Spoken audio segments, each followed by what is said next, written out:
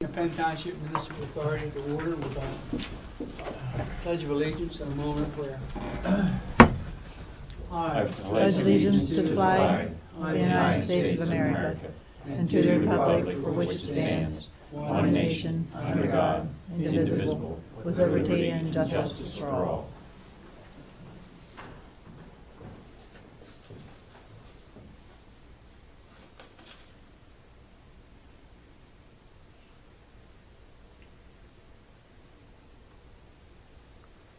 You may be seated. To make the announcement that this meeting is being recorded and made in preparations of the minutes. First order of business, I'd like to welcome Stan Crumlings to our new Municipal Authority member to the table. And I'm thankful you took an interest, enough interest to want to step up here and be a part of this.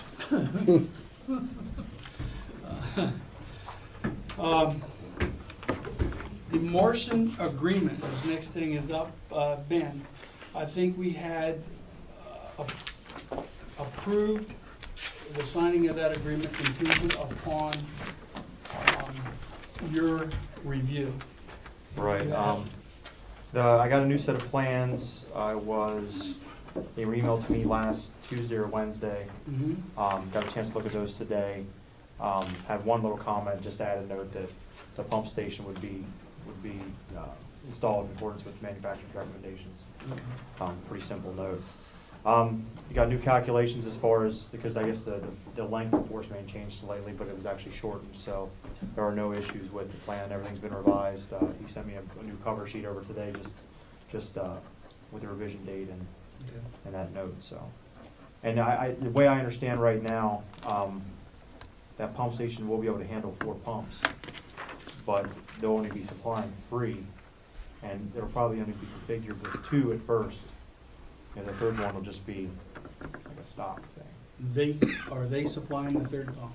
That's what Kevin Callahan from Site Specific Design told me today. That's the way he said everything was. He understood everything. He understood 3 pumps. That's to accommodate the amount of EDUs that he has going into the system. Now, here's the $54,000 question.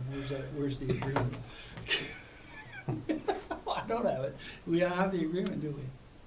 To sign it?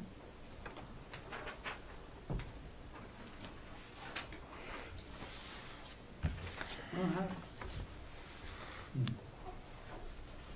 You got it there? This is in the outgoing correspondence or incoming correspondence. This is one of the old ones that I had. Yeah, that's all I've got is the old one. I don't think I've ever had an agreement, so I can't help you with that. Okay. Mr. Mellon comes in, we'll tell him to give me a new agreement and we'll sign it. Unless And that's unless Solicitor Chado has Yes. one. Do you have the agreement for Morrison? I do not have it with me tonight, Okay. but I mean, I can easily print one. All right. So, well, I guess what I'm asking is, are you? Yeah, everything's fine on the plan. Okay. Dan. Okay. All the comments that have previously been done are addressed. All right. So, sure. Appreciate that.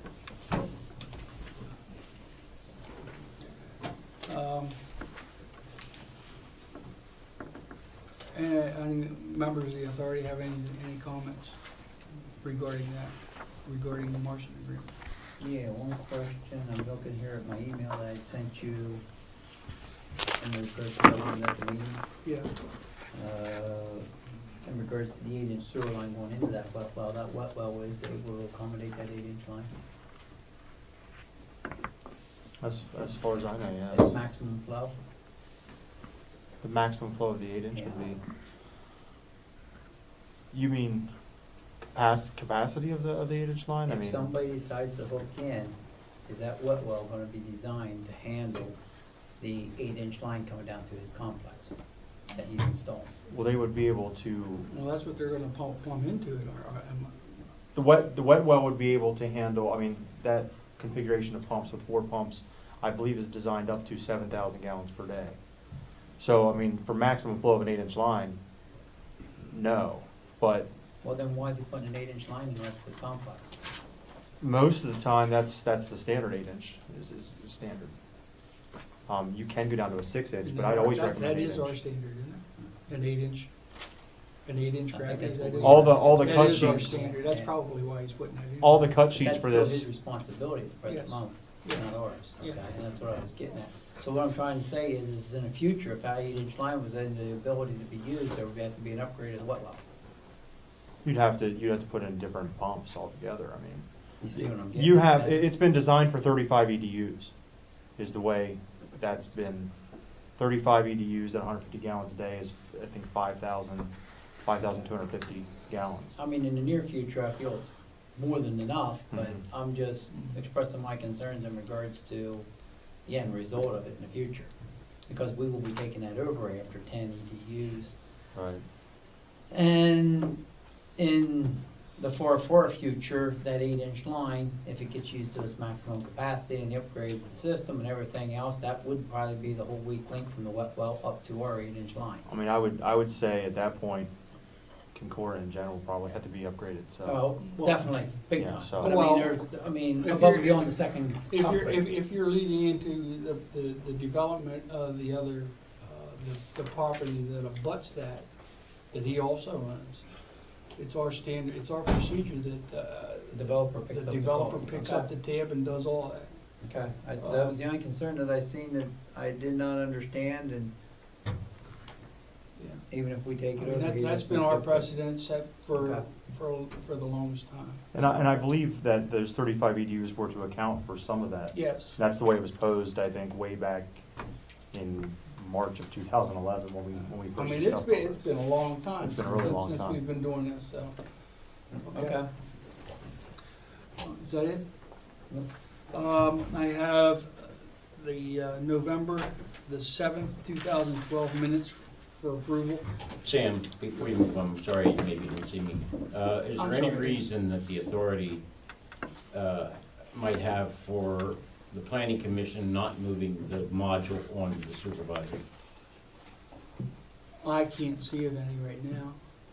We expect to have the module before the planning commission. We may not meet this The month. DEP module you're Yeah. saying? Well, But we'll probably just- that's been my question along the way here too. Where is it and where do we stand on that? Well, it's, Do you need a letter from us once we, if it's convenient to book one for in the file, but we may not meet this month. We may do it by consensus to move it on to the supervisor, simply because there's really not much reason for the municipal, or the planning commission to comment on it.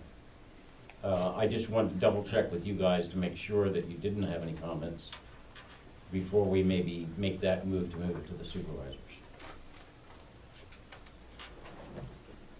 I don't have any reason why it shouldn't be moved along, and once we sign this agreement, I don't think there, I couldn't think so, but because of complications and how long this has drug on, I thought I'd ask. Well, yeah, okay. Okay, thank you. I'm sorry, and I missed you earlier. That's all right. Once again, November 7th, 2012 minutes are ready for perusal and approval. Everybody have a chance to read them, look them over?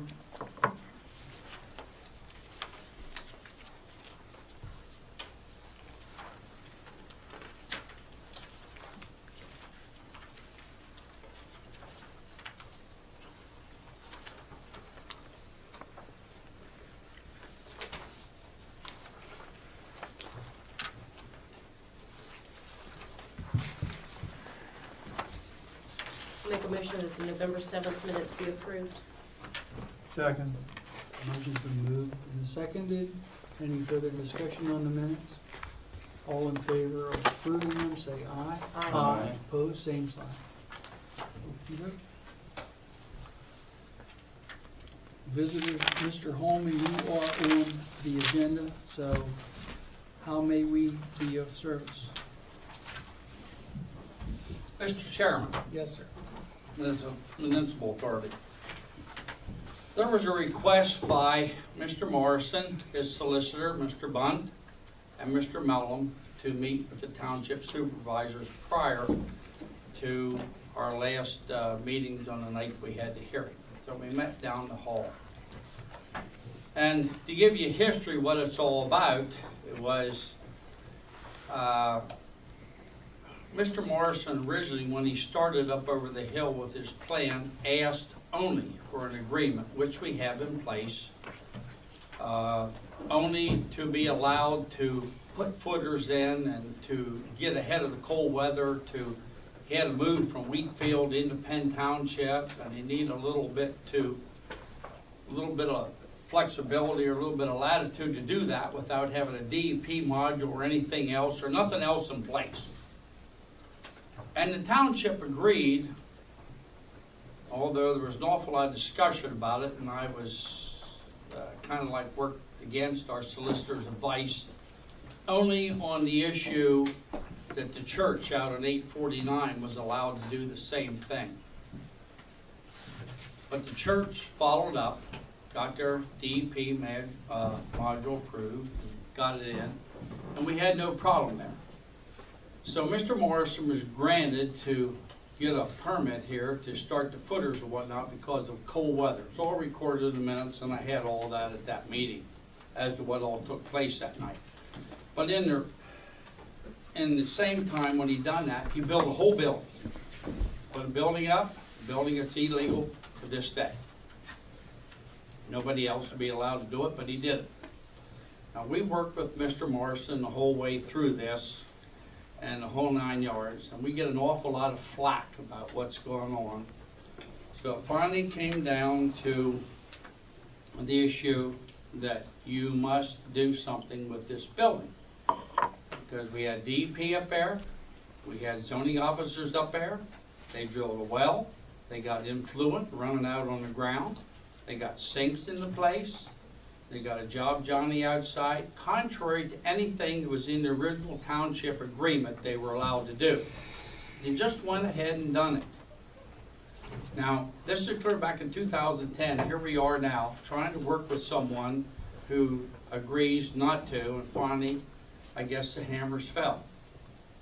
We have to do something with this, okay? So I'm here tonight as a matter of record to protect this authority in the township as what took place at that meeting the other night, and I would also suggest that your solicitor, Dennis Shadow, if he has any doubt in my mind or any authority member's mind as to what I'm saying, you contact Mr. Wagner. He was there. He was present. And the irony of this whole thing is it's so little to be done. But you got to want to do it. You just can't put this off and say that I built this and all this and that and the authority's to blame, and I've heard that 1,000 times from the same people and the whole 9 yards. And I heard it the other night in this meeting over here, authority this, authority that. I want for the record for you people to know what needs to be done. Very, very little. Our escrow amount didn't come in until the day of that meeting, and some of the other monies that was to be put up didn't come in until shortly before that, and we just didn't do nothing because we didn't want to, and that's the facts, folks. What Mr. Morrison needs to do, and I want for the record, he needs DEP approval, your municipal agreement, which you guys, I understand, are close to being there. Your engineer's supposed to review.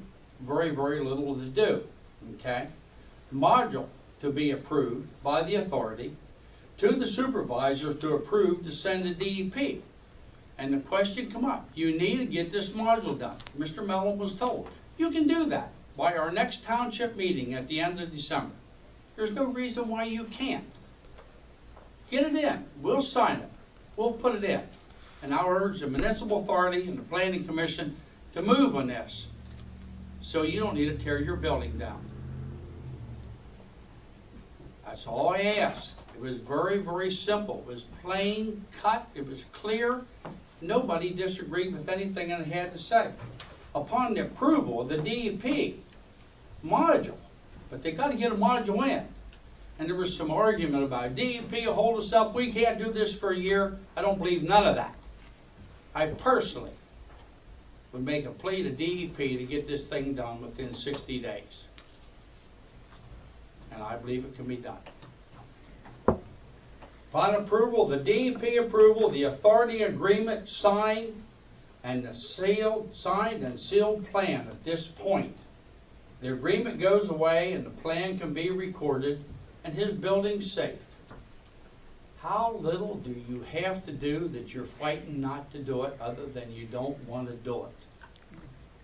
I'm surprised I don't see the Morrisons here tonight because they knew I was going to be here. This is for documentation. This is what's to be done. It is so little. And the requirement was, as in the past, we have no guarantee that this will be done in a timely manner. And I feel we need to amend our agreement that we have with Mr. Morrison on the township level. With a time frame, I recommend 1 year to complete this project. I heard no rebuttal, and I heard nobody from Mr. Morrison, from Mr. Bunt, or from Mr. Mellon that this project couldn't be done by the end of the year. Here you are at the end of this year. You'll have DEP approval before the weather's cleaned up, unless there's something comes up that they don't like. There's no reason why this sewer system can't be tied in and he get his plan recorded. He's sitting there with a building that he built without the proper permits, only on the promise, and I can show anybody, and anybody that wishes to see it, it's in the township office, that he agreed only to do footers in lieu of the cold weather. Something I was highly opposed to allowing happen, only because I allowed it to happen to the church. All right, I never agreed to it. If anybody has any doubt in my mind as to what took place or what that agreement was, I ask Dennis Shadow and the rest of you You were to in the hallway. contact Solicitor Wagner as to what was said and what was done that night. Happened right over here the night before the hearings.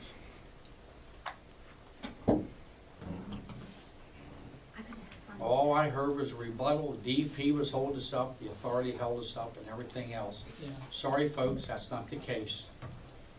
Not as I see it, not as I know it. Dennis, I would urge you to call Solicitor Wagner. So there is no reason why this thing with Mr. Morrison can't be put to bed. That he could, he went so far as to get inspections done on plumbing and piping and stuff in there on a building that was even illegal to build. He had no granting to do that, no occupancy permit, but he drilled a well and moved in, and the water in the sink runs down over the bank yet to this day. DEP's been involved, zoning officers be involved, and I stand beside this authority that we need to move on with this and get it in compliance, because fellas, if we don't, you're only setting a precedent for worse things come. We heard that we've already got the approval and everything to sign that agreement. Dennis is going to fax the agreement up to us tomorrow. I'll sign it, and I'll get with Morrison, have him send his representative in here, and we'll sign it and get it notarized and all that good stuff, and that should take care of municipal authorities' obligation, I believe. Now, it waits to be seen how the customer, how soon he's going to put a module in and get it submitted, because that was a big hang-up. I don't want to deal with them. I don't want to deal. You got to deal with DEP. Everybody else does. The landowner, the homeowner, everybody does. There's no reason why you can't get that back for us to sign it, and we'll send it in. I urge this authority to work with the township in this, in every respect, that you give this man 1 year to get this done. It's been how many years now? That's all I asked. I just wanted that for the record as to what took place in the meeting down the hall on the 29th. Anybody on the authority have anything else for Any questions before I Supervisor leave? Holman? Now, we did, I'd like you to stick around for my piece if you would. Sure, Jody, do it now because I have to wait till I'm recognized. She's last. Huh? She's last. Okay. I'm trying to. All right, nobody has anything else for Mr. Holman and me?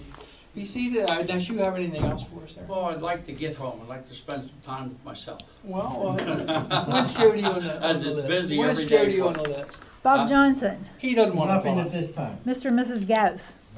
Nothing. Looks like it's your turn. It's my turn. Well, ladies and gentlemen, I'm back. I followed your suggestion at the last municipal authority meeting and took my questions to the Board of Supervisors, and I was politely referred back to this meeting this evening, indicating that it was a municipal authority issue that I needed to address, that the supervisors only send the letters.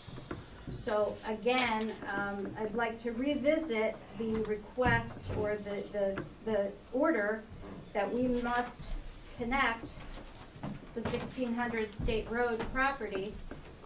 The letter dated November 1st, 2012, indicating that we can contact the authority or the township if we had any questions.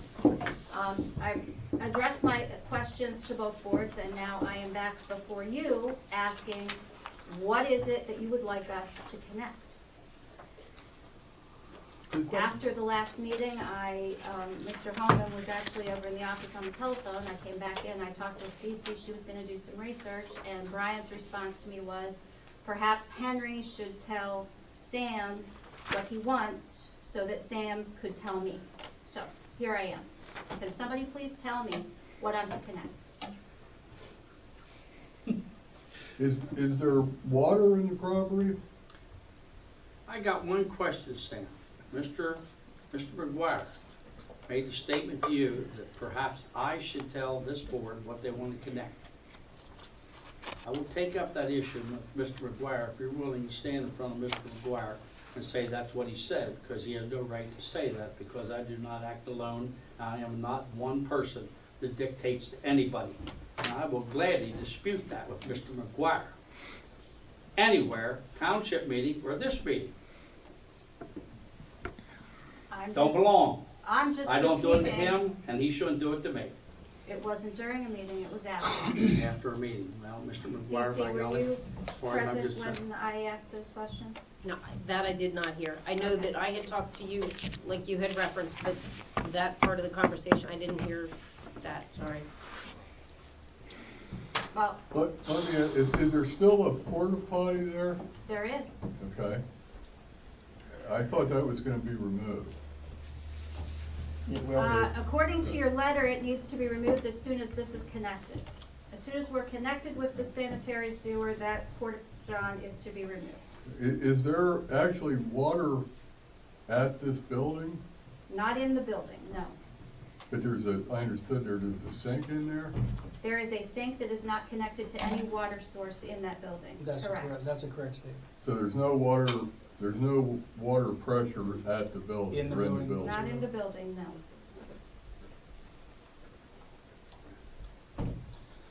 I was down this afternoon and I measured, I have a reasonable understanding now as to why it was not connected in 1996. 1996, the point of connection was well in excess of the 150 feet.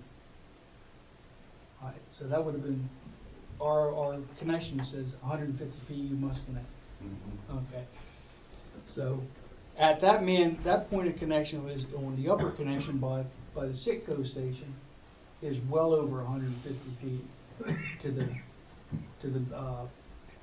building. Mhm.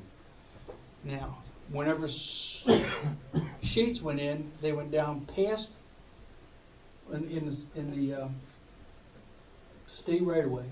They passed us, and there's another manhole at the lower edge of the Eagles Nest property. I'm going to use that for an example. That's fine. So- When you say state right-of-way, what about the right-of-way agreement that we have with the municipal authority across our property? More than I know. It was before I come on board. Okay. I have with me tonight the copy of the Okay. right-of-way agreement that we had granted them to go across the property to connect sheets. Okay. But anyway, there's a manhole there. That manhole measures 135 feet from that building, or from that manhole to the corner of the building. Okay. All right, so that's within 150 feet. However, there is no water in the building. There's no, and the only heartburn I have with not making them, not sending a connection is the fact that that porta potty is still there. That's telling me that the people in that unit have deemed that they need an outhouse, or they need someplace to get rid of their refuse. So there's an intent to provide that service, only a different. Well, Mr. Chairman, if I may, and then I'd like to leave. The issue is that it was in the original agreement with the township of them down there, and Dennis, you can check this with Solicitor Wagner, and then we'll all stay out of the argument. But this is probably a matter that the lawyers are gonna have to settle. And the issue was in the agreement that was when, and it says, that when storage is available, that they were required to connect on. I was not a supervisor at that time, I wasn't part of that, but everybody agreed to that at the time. So the intent was that if I have storage, sure, I'll upgrade this property. This is no different than anybody in Perdix or anywhere else where storage comes through that may have a holding tank or an outside toilet on their property. And when storage comes through, they must get rid of it, and if they don't have a bathroom in their house, they're going to connect, and they're going to have to put one in. So this is part of what the discussion's been, and it's out there. And I refuse to get in the argument other than over the agreements that were agreed to originally, and does it follow with the land from one renter to the other. That is something that's probably beyond this authority and probably beyond the supervisors to be worked out with the attorneys as to where they stand to represent both sides. And that's about where we're at with this matter. If the people that have it want to address the issue, then so be it. Let it be taken out and let it fall where it may. If we're not eligible to collect that storage, or we're not eligible to make them tie onto it according to an original agreement, so be it. I have no problem with that. But there is an agreement that says when it's available that they would tie onto it. That is the crutch of the whole thing. Is that agreement, who's the agreement with, the township? Between the township, Mr. Curlin, the rental down there, and the people that have the use of the property, the Perdix Fire. That was The agreement was with Mr. Curlin. Just a second. Who's dead?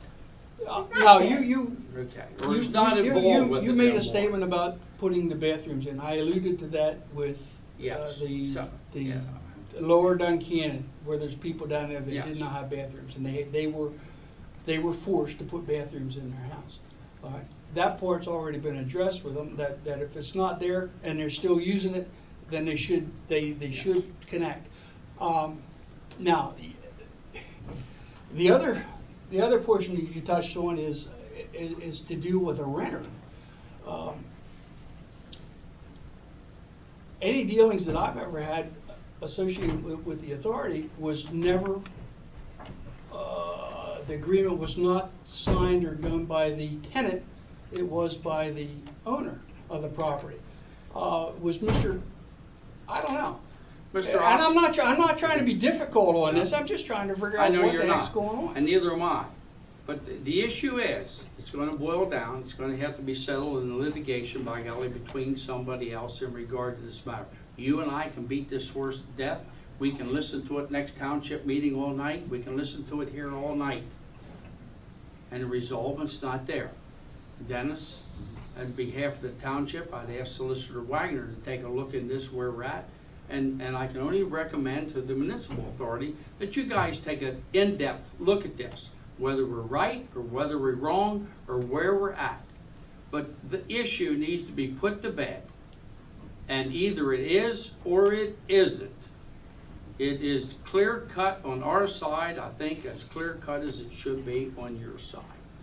And arguing about it and kicking it back and forth here, yes, you can argue about it all night, and then everybody, Sam, you can set up there, every member of this board if you wanna pay Monday morning quarterbacks, by golly, that I think the same as a lawyer, or I'm an attorney or whatnot, you can't afford to do that, neither can we. The issue is to put it to bed, get it away, get it off the table. It either it is or it isn't. I urge you to do that, because we're gonna have to deal with it also. Well, here's another situation that we have down there, and it has to deal with another property, and I'm going to use this term loosely. It's a business. Mr. Sminky in the chapel. All right. This municipal authority has granted him use of that chapel without being connected to the sewer, and he is an awful lot closer than the building, than the Eagles Nest building is. They sent me down there as the field representative to ensure that there was no connection, there was nothing, no water, there was no way that he could get anything to our grinder pump. And whenever that was attained, the municipal authority opted not to make Mr. Smiggy connect. I fail to see where there's any difference in the two properties. Okay, and if that issue stands out there and he needs an issue to connect, we didn't know about it. We'll do it. And if he's sitting there in violation, then that needs this would hearing come up. I will offer that. In Jody's defense down here, I know exactly where she's coming from, and it has to be the same across the board. Well, I really do want to see consistency, and that's where I'm having problems. I do remember sitting in the meeting one night, and the past chairman of this board and chairman of the township said, "Oh, Portage Fire Company don't have to pay for the sewer. Nobody has to do this and that. Everybody pays a sewer fee." And that got reversed on you, didn't it, Jody? It did. That's correct. Now, I didn't make that agreement. You didn't make that agreement. And I was not involved with it, and I did not know that existed. Huh? And all of a sudden, it went away. I only asked for consistency on the board's part. I heard that. I could not believe it took place. It took place. I'm not going to sit here and deny it. I heard it. But I was not part of it. The only thing I want to be part of here is to get this thing straightened out fair. If Mr. Sminky's in the same boat, then Mr. Sminky we need to know that. I don't follow that. I don't know who's not hooked. I don't know all those agreements, by golly, that was made in the past. What for deals were done? It's hard. How would you ever do that unless you just dropped everything you did day in and day out and sat in here and go through records till you're blind crazy over stuff you don't understand? I deal with it all the time. Stuff that comes out of the woodwork that you don't know was done. I urge you people to take a look at both of them. We're going to need to review it. It seems to me there's two separate issues here. There's Yes. an agreement which we have to review and see how that applies. That's correct. Okay. If the agreement does not require a connection, then we have another problem. We've had how long has the porta potty been there? Okay. Is it years? I can't answer that. They apply for a township permit. The permit is granted on an annual basis. He fills out the paperwork. He has followed every procedure that has been requested of him. Well, all of a sudden, now where I have an issue, and while you're still here, I'm really concerned because if this board didn't initiate the letter and the supervisors didn't initiate the letter, where is this "you must connect" letter? How is it initiated? Jody, we did initiate the letter. I'd like to finish. The solicitor sat and indicated that he's referencing a 1996 agreement with our tenant where he agreed in putting his portable building that is still, by the way, on wheels on that property, that in which time the availability or the requirement for him to connect, he would agree to do so. I have no issue with that agreement that Mr. Curlin made for his building that he brought onto our property, that he sold to our tenant, that when our tenant leaves, we'll leave the property. I have no issue with any of that. My issue is, all of a sudden, I'm getting a letter that's signed by a representative of the Board of Supervisors indicating I must do something, and all of a sudden nobody is claiming any ownership to ordering this letter to be issued. I have a problem with that. I don't deny the order by God that was issued to be sent, because it was our responsibility when we came upon the error that it hadn't been done. Well, there's been And that is service. exactly what it was, Jody. It was an oversight, by golly, that agreement that was made years ago, when a lot of people were not supervisors, were not involved, that this is where we're at. And taking a look upon that agreement and other things in that agreement, this particular issue came up. And it was not this board's responsibility to follow that agreement that was made with the township. It fell in the laps of the township supervisors.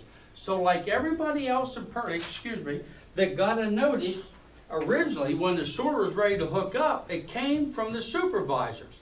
Here was one that was agreed to upon years ago. And so the notice was sent out.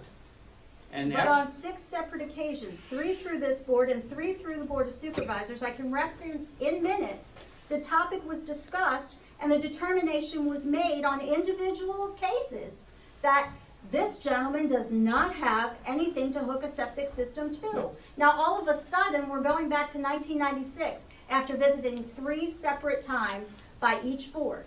It's referenced in both boards' minutes. All of them are found online right now. And I will agree with you on one thing, Jody. That may have happened. But how many people knew that that agreement, just like Mr. Morrison's sitting there, even existed?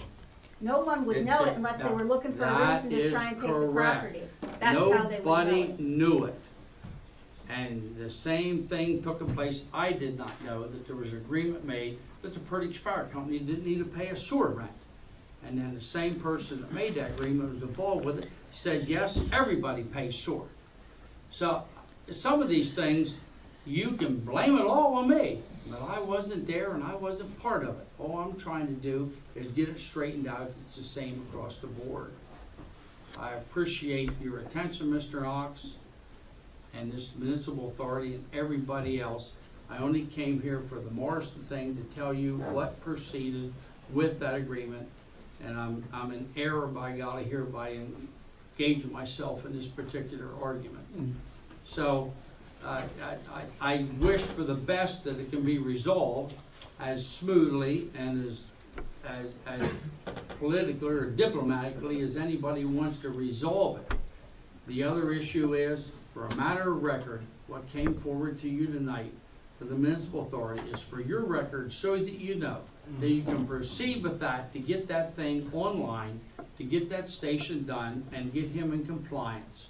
Mr. Morrison needs that. If he fails to proceed and do what he agreed to do, he's the one that's doing it for himself by saying, I don't want to do it. We should have the municipal authorities portion of that done within I understand the that, week. Sam. And whatever it is, it's for a matter of record at the date now. And we'll see where it goes. A month from now, 2 months from now, 3 months from now. If we don't see a module then, well then, you know, we got ourselves a problem. And I believe it's very, very feasible to do what was proposed there and agreed upon. Dennis, I urge you, and the authority, I urge you to give Mr. Shadow the authority to contact Mr. Wagner as to what took place in that meeting that night. It's a resolvement to an issue that's on a township side that also involves the authority, but I didn't want anybody here in the authority tonight to think that there wasn't nothing to be done, and you needed to know what was agreed upon. They agreed upon a time frame also. Nobody had any problem with that. Okay. Thank you. Yep. Thank you. Thank you for your time. Thanks for coming up. Now, back to the Eagles now. Well, it looks like I'm gonna have to review this with Rich Wagner. I mean, we've got the agreement issue, and then we've got a separate issue that I need to know how long. Sewage has been disposed of and stored on the site in a porta potty for some period of time.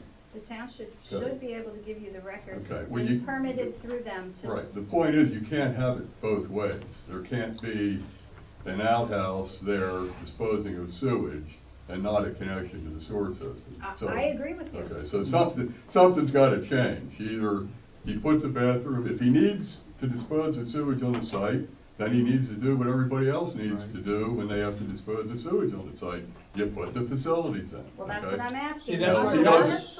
that was If the he doesn't original wanna- request. Okay, if he doesn't wanna do Under what authority that- are we making him do that? Okay, if he doesn't want to do that, and if he's not required to do that, and that's not, I'm not the township solicitor, all right, then the outhouse has to go, and it has to be clear that there's no wastewater being disposed of on the property. Under the current under the UCC, he would have to have bathroom facilities to run a business there. No. Okay, well, I'm Under the gonna current tell you, I'm UCC about 99.9999% sure of that. I've talked with representatives of the UCC, I've talked to LNI, and I've Well, talked it's to not the DEP. UCC, it's Under the through the uniform- UCC, the 2009 plumbing, International Plumbing Code. Go ahead and look it up. Well, If I'll- it is a business who has a facility, they must make it handicap accessible, is the only reference in the UCC. If there's an existing facility, Well, it there's a must building, be. isn't there?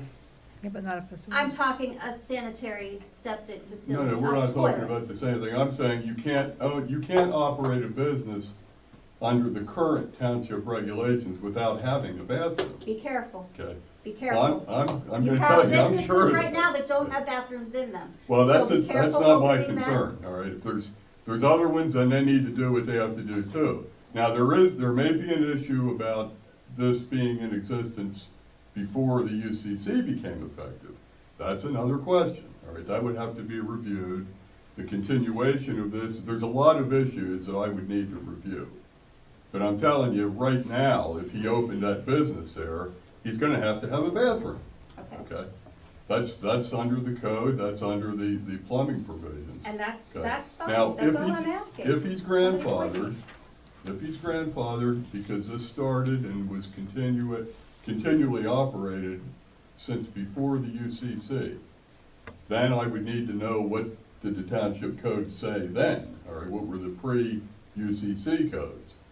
Was a business required to have a bathroom facility and be, or at that time? I don't know the answer to that, Jody, and I'm not the township solicitor, but that would be the fallback question then. Was it required before the UCC became effective? If so, then he's gonna have to put facilities in and connect.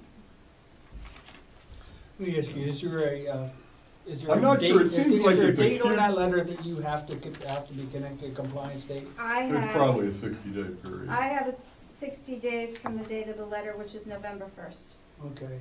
And then after connection is complete, the on-lot disposal system, porta-john, must be permanently removed. All right.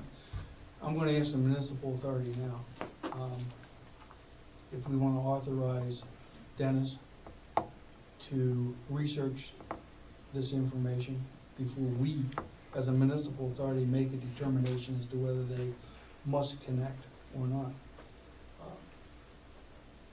And in doing so, during the time of his research and stuff, do we want to, or would it be possible for us to waive that 60-day connection and,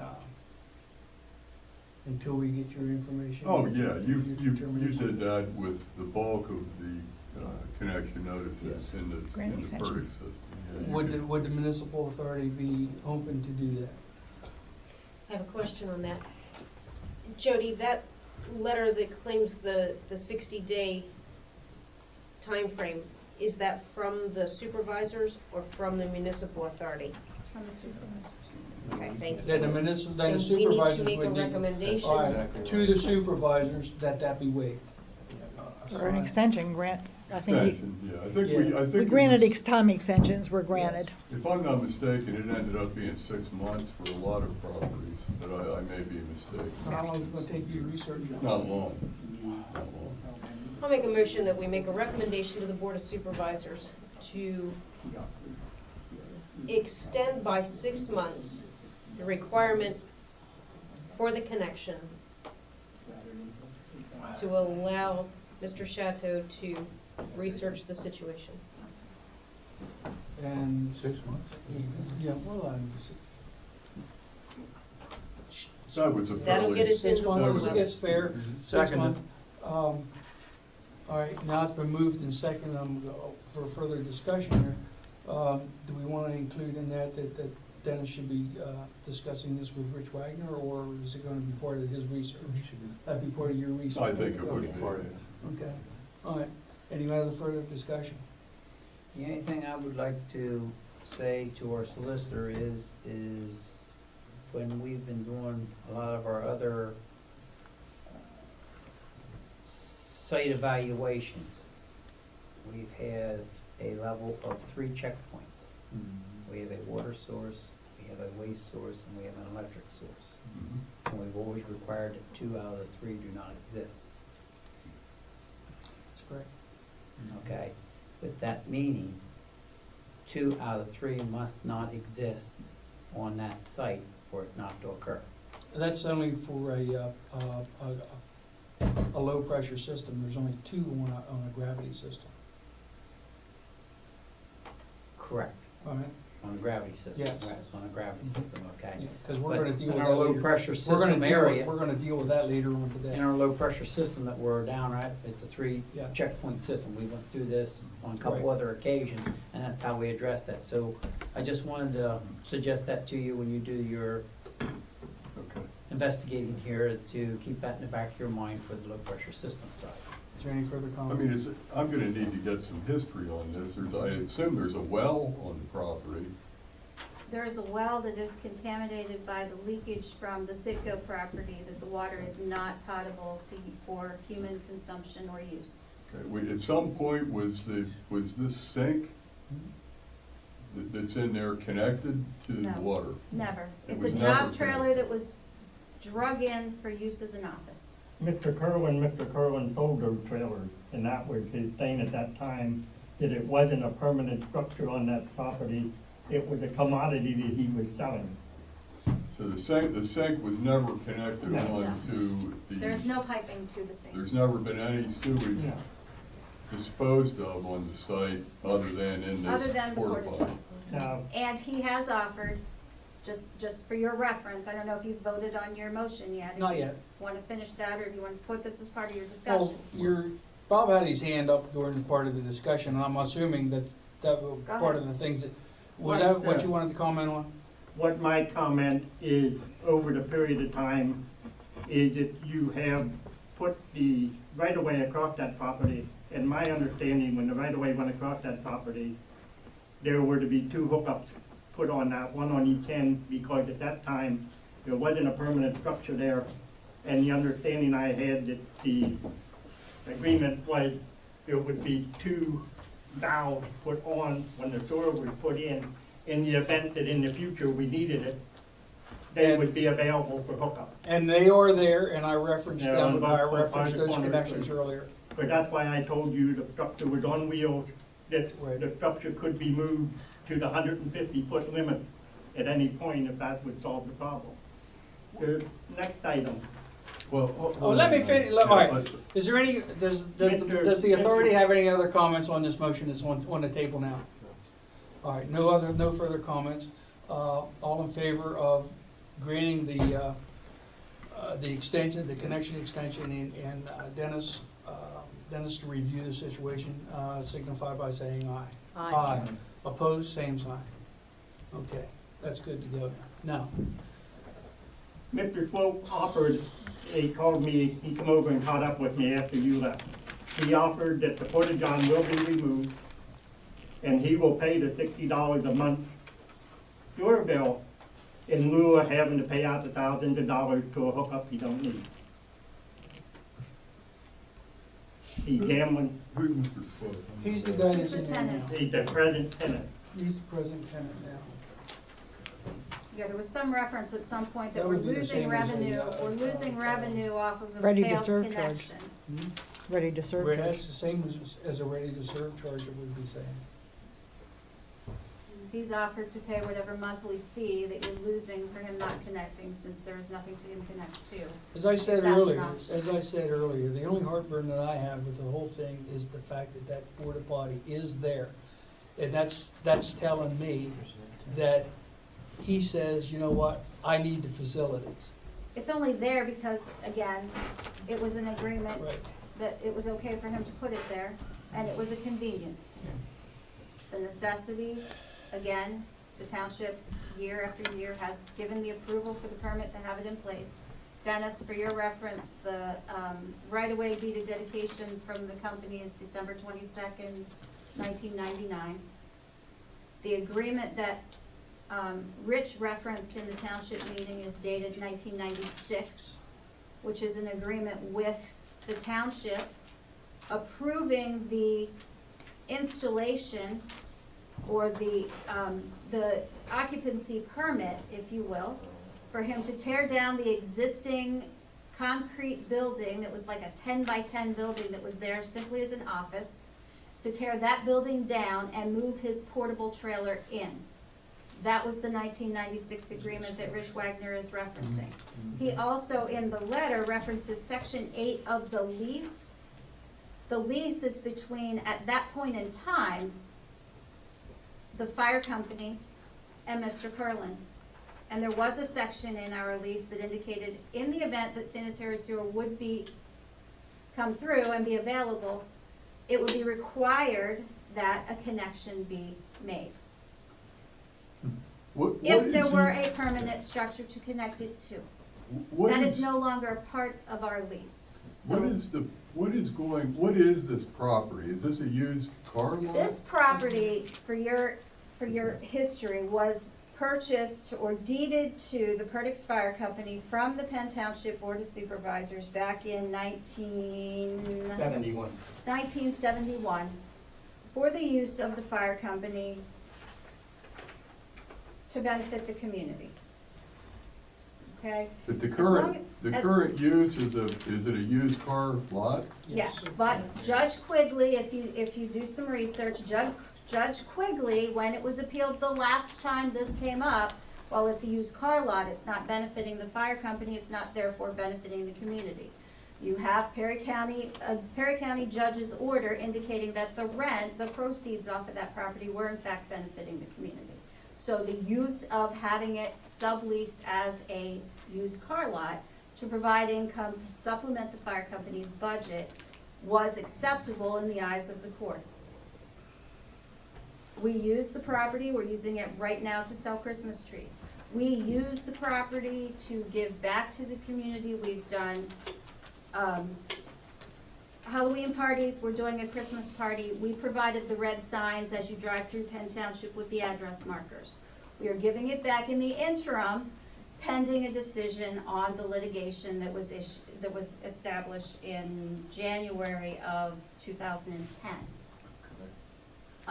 So there is some other history, quite honestly, that is sparking the interest in the use of that property. I don't want to prolong this, but let me just ask another probably fairly simple question. If I were to go to this place, it's open, I assume, to the public for the car sales. Correct.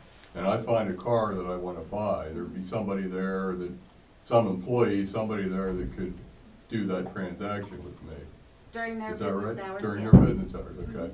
And is there, this building, does it serve as like an office for the car Yes. lots? Okay.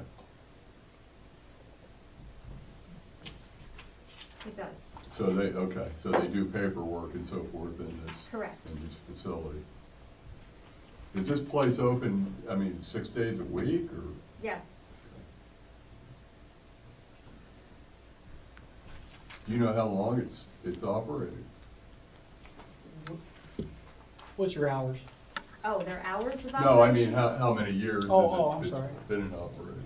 Oh, well, we've leased it as Eagle's Nest since prior to 1996 when the trailer was put in place. Okay. There was So a car lot it's- on there before. Yeah. Burnley Preschool youth Equipment there. If you want to go back far enough, it was a state way station. There were Right. multiple When the car state lots took on their it. scales out, they gave it to the township. Okay.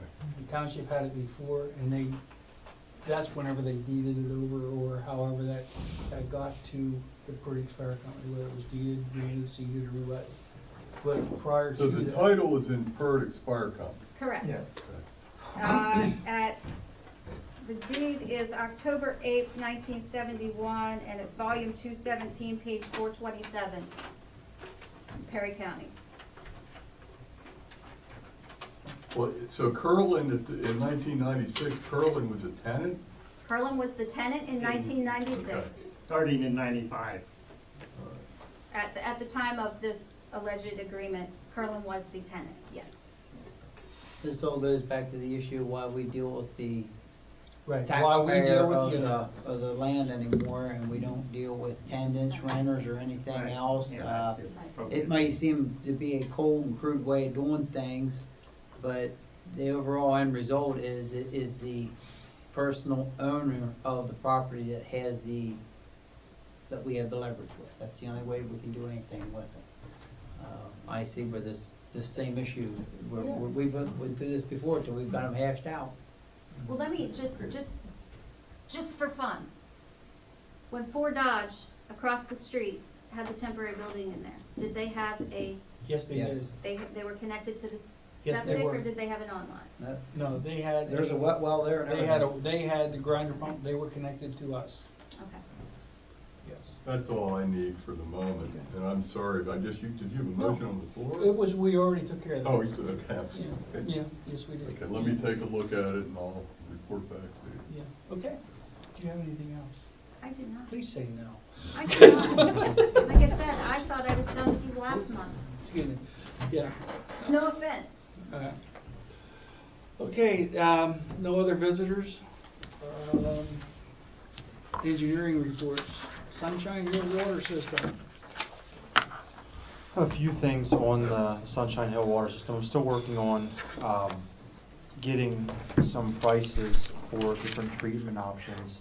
One thing I spoke to Ed about a couple weeks ago and I wanted to bring up to the board tonight was Severn Trent, one of the companies I was looking at for iron and manganese and arsenic treatment. And most of these companies, AdEdge asked me for it as well when I contacted them, and they haven't returned. I haven't gotten a preliminary estimate from them yet. I'm surprised I haven't gotten that yet. But they asked for a well water analysis.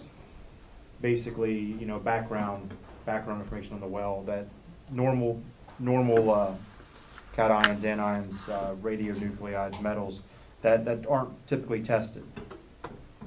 I think it's a good idea. I think Ed would probably agree. It's a good idea to see what background minerals, contaminants may be there that may affect the treatment. I did get an estimate from ALS Environmental Laboratories on this list for the well water analysis. The estimate would be for, I think, $759. And that's for this list of contaminants. And I can have Ed take a look at that if you want. But I think it's well worth, you know, seeing. I've had systems in the past that didn't want to go into this much depth, specifically for arsenic treatment, and they found that the media that they used ended up having to be replaced twice as much as they thought it was going to be, which ended up being, it was a school district actually, it ended up being quite a burden on them to replace the media twice a year. Before we go into that, do we want to authorize it? Yeah, water sample? Well, I Be don't know. careful. Yeah, because maybe I'm we have saying, some do of we this want done. to, you know? Some of these, I've looked into, some of these have been done. I mean, I can eliminate some of these off the list. You have to do lead, and I don't think copper's on here, but you have to do lead. You do lead every so often. So I figured what I would do is get whatever results I can get that we have done, eliminate those. But I just got an estimate for the whole list. So you're saying it's going to be less money, less expense? It should be less. I also want to know, one of the big ticket items here is arsenic 3, and that test alone is $200. Now,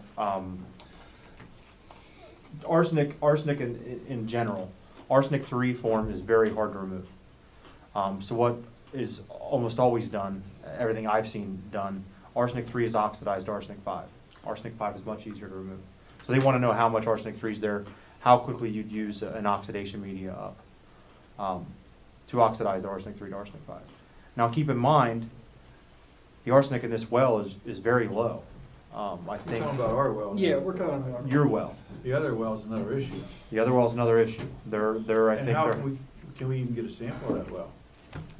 That's their well. No pump in it. That's their That's well. their well. That's I know it's their well, but I said, is there any, I don't even think they have a well, no pump in it. Why probably would not, we- and it's not permitted.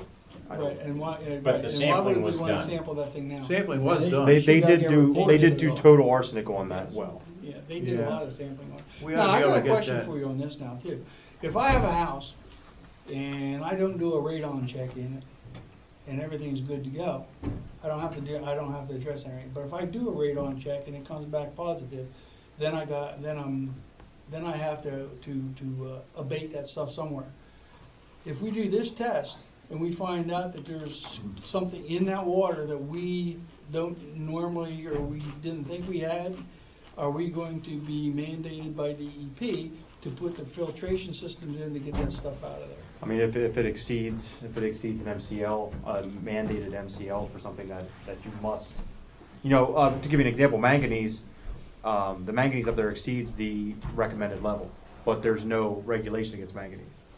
No. So, you're able to exceed that level. Iron and manganese. Anything that on that list that is regulated, Well, we already do the arsenic, and we know it's low, and I mean, I think the lower than last standard, so. test you may have had was around. But you might have most of this information, Ed, don't you think?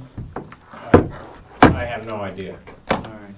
I can provide the list and And I'm not researching whether we've done the test over the last 20 years. I'm not. I I'll did give go, you what I can find readily. and I did go back and Number look two, at. anything you test for that exceeds the limit, you will be required to treat immediately. If DEP doesn't ask you to test for it, you don't have to treat it. If they find out that there's something there, you will treat it. I'm not poo-pooing the idea because he's right. You need to know what you're going to try to treat. That's right. But you're going to need to also know what you're going to try to treat in the other well if you ever take that over That's why I asked the and question. start blending these. So, I'm not so worried about our well, it's the other one. And I don't have them get a sample of that. I did the radiologicals on this. Back when you could get it done one time and then put it off for the next 7 or 12 years or whatever it was. Right. I did see some of the on DEP's website. I did see where some of the samples were on there. They only go back so far. I'm not exactly sure how far back. And that's probably as far back as I'm going to be able to get, although I will look through what I've got. Okay. I can, if you prefer me, I can email you this list of, or I could give you a copy right now. Email it to the office here. I'll also take it to my lab and see what they'll do for us and the prices. Ben, email. That was the next question. Email it to me and I'll take care of it. Or I'll see what I'll forward it to Ed. Microbac will do for us. Didn't we agree to take this water system and make these upgrades to the point to handle it to the level that we are at right now? Right now. Build a building Right now. that has the ability to add expanded treatment to it at a later date, That's okay? With that being said, we're kinda heading out in a different direction than what we're already kind of requested. We don't want this, we're trying to build ourselves a reliable water system. If we need to make the upgrades, let's make the building that it can be either expanded upon, built upon, or built big enough. The building's a cheap excursion. It's the treatment, the treatment equipment that's gonna be the costly stuff.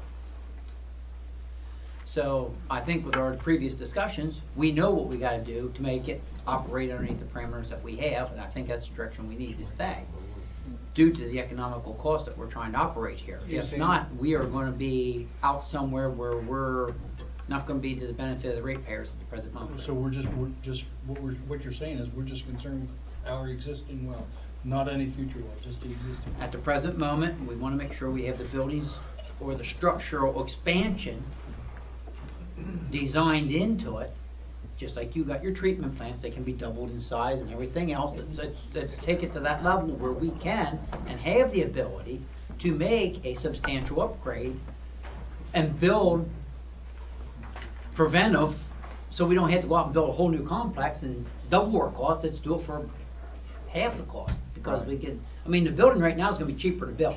As far as, I guess, I think somebody had mentioned maybe last time or the time before that they were still interested in doing, looking at the treatment for arsenic and iron and manganese. I mean, iron and manganese is high, at least the last time the sample was taken, in a study I'd seen before. Is that still an interest of the authority to look into the iron and manganese treatment? Because there is, I mean, the sequestering agent right now probably doesn't do a whole lot of We're gonna be manganese. dealing with iron and manganese in our existing well right now, so yeah, I would say that we need to look into the treatment of that. And that's what I've been doing. I've just kind of coupled it with the arsenic treatment as well, because there are systems out there that will do all three things. I mean, if there's substantial cost or it's within a reasonable cost structure, well then, yeah, I agree, maybe we wanna entertain that. But if it's, generally, when you start going into these other treatments, you start getting a pretty good expense on the equipment to do that. And that's an issue that we Problem is, don't need to be addressing at the moment. we know that the arsenic's in the other well. We don't know for sure whether we even get that other well. So We don't even know whether we're gonna get it. that's what I'm just saying. That's where the arsenic is. Our well is well below the standard for arsenic. We know that. Right. Just go ahead. Here's my thoughts, and then I don't want to keep belaboring this, but first of all, if we're going to tie the other well in and you feel that that's really coming, I feel you need to wait for the analyzing until you have both wells, or the information from their well and the analyzing on our well, so you know what kind of filters you need, okay? But to analyze just our well at this time is fine if you don't ever plan to tie the other one to it. But we All right. pretty much know what our well has, all right?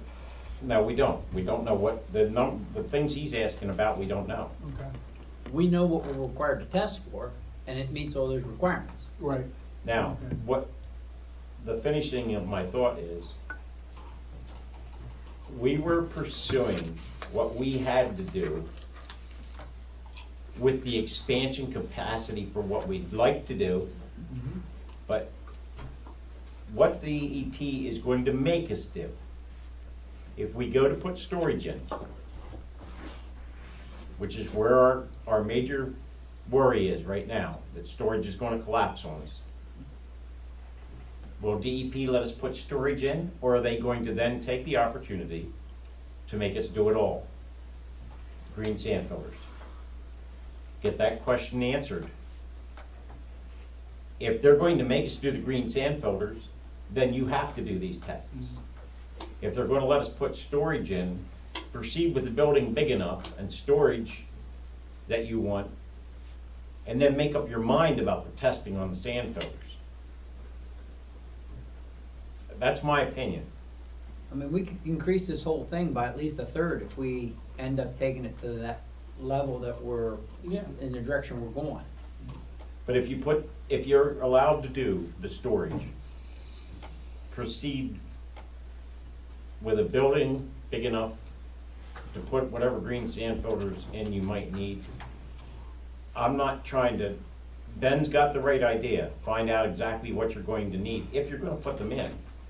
If you're not gonna put them in now, maybe see if you can proceed with just the storage, which is what we really need right now. So we need to touch base with DEP and tell them we're planning on putting storage up there, what do we need to do? I'm asking you guys That's to what I'm decide asking. what you wanna go do. I don't know the answer to that. I don't know what. Ask Well, Ben. surely the people at this table is not gonna know what to do, so where do we have to go? We gotta go to DEP We or could what? call DEP and say that we're looking to do certain things. We want to upgrade our capacity and our complete water system. It's very obsolete. We need to upgrade it. Right.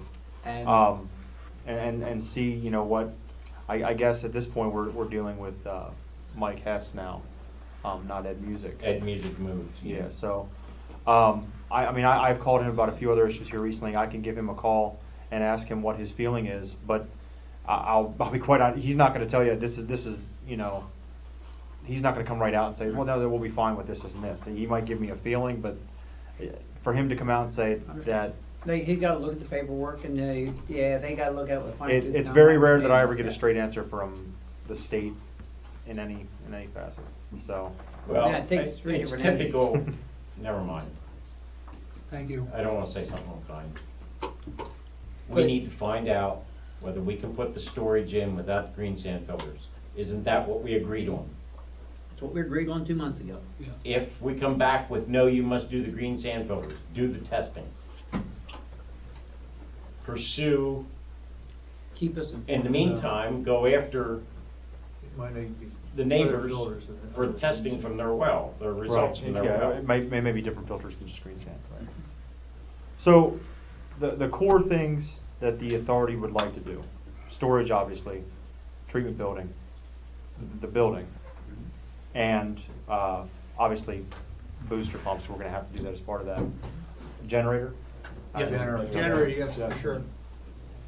Basically, anything that we'd have to do later on would be to accommodate future DEP upgrades to take care of, maintain either our system or other water systems that would come onto it. Then, in the meantime, please get us the list.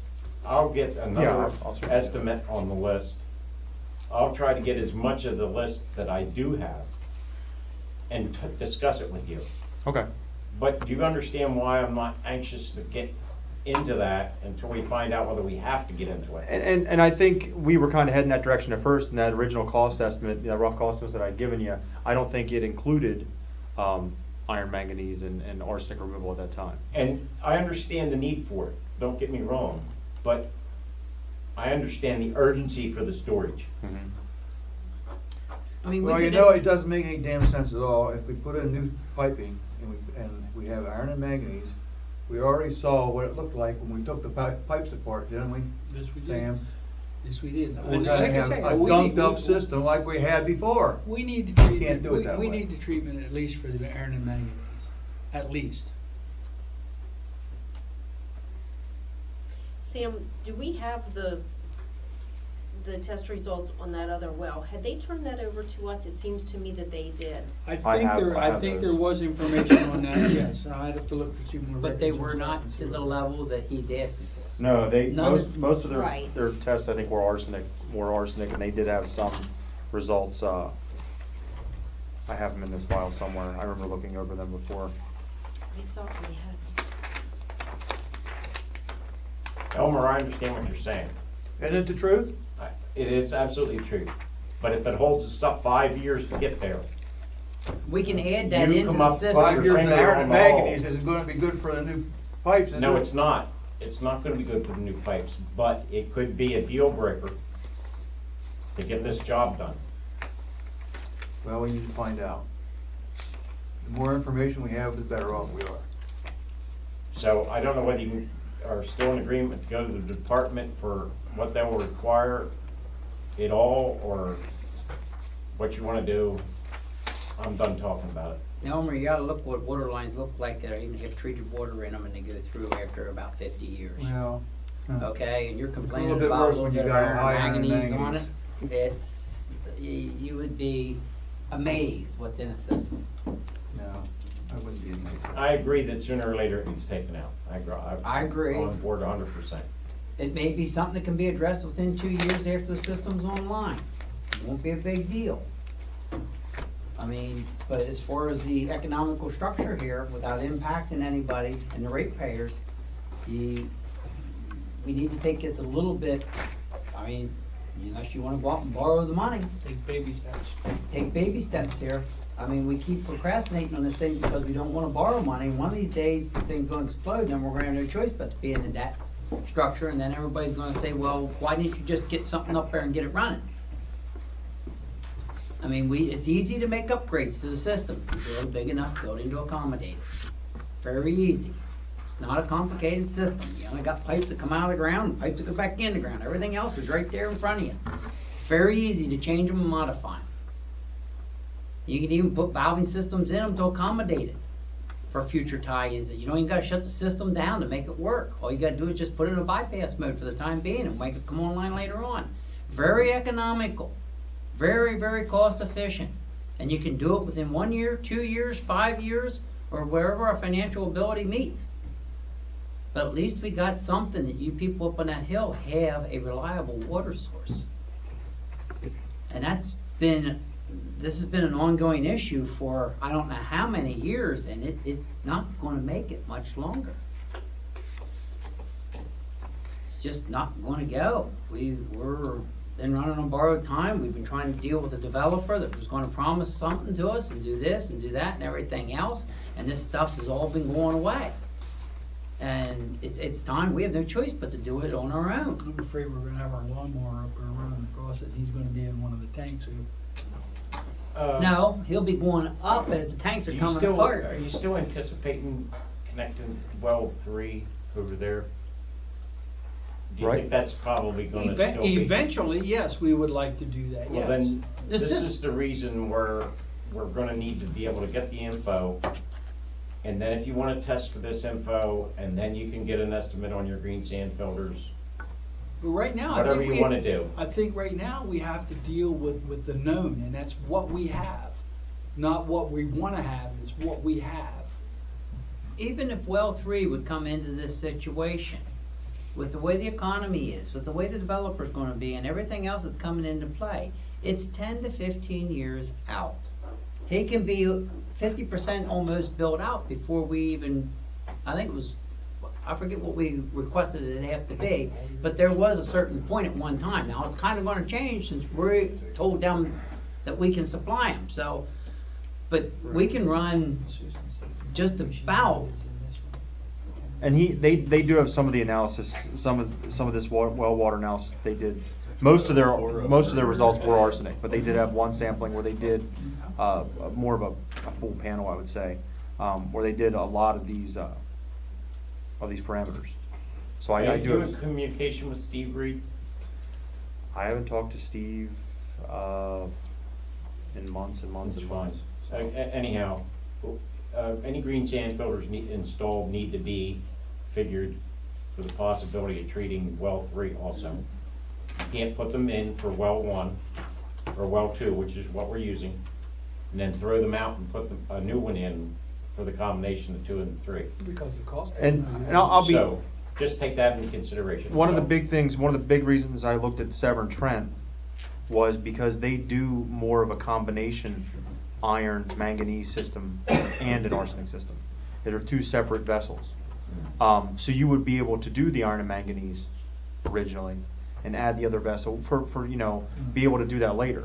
Okay. Whereas the Add Edge system that I originally looked at relied more on consistent arsenic levels and iron levels to Could you get me the name of the company too, that the first company you mentioned? Severn Trent? Yeah. Yeah, when I send it, I'll send this form directly to you. Okay, thanks. They And used I'll to have get an office down in testing Campbell somewhere, didn't they? estimates from Severn Trent's Microvac. pretty. Okay, yeah, I'll send that to you, and I can even send you this quotation as well from ALS. More on that, Sunshine Hill? Do you have enough? I mean, I agree with what Ben's saying there. There is probably systems out there that could be set up that you can bolt on or upgrade later on too. And if one of them's out there and it's economical, I would encourage us going into that direction. So all we gotta do is bolt the upgrade right up to it. Yeah, that's my concern. I too, mean, is I that understand that, if or we you can can end up expand building one, the that's system. ideal. It's just a matter of anything which. that could be expanded to handle more and more would be ideal. The one of the issues we discussed last time was the generator, and I had given some prices and things on that. But somebody had mentioned that the possibility of putting in a generator now, doing that now, so that you had that in case of emergency. The problem with that is that when you get the new equipment there, you're going to have some booster pumps, 3 horsepower booster pumps, which aren't very large. But you're going to have a fire flow pump that is really I've seen fire flow pumps go both ways. I've seen them wired into the generator. I've seen them not. So if power's out, the fire flow pump would not run. It's really a preference thing. I've seen them both ways. I've seen booster stations go in with a big fire flow pump that doesn't operate off the generator. So if power's down, it doesn't run. Is separate fire flow pump available on propane? No, I'm talking just the generator to run.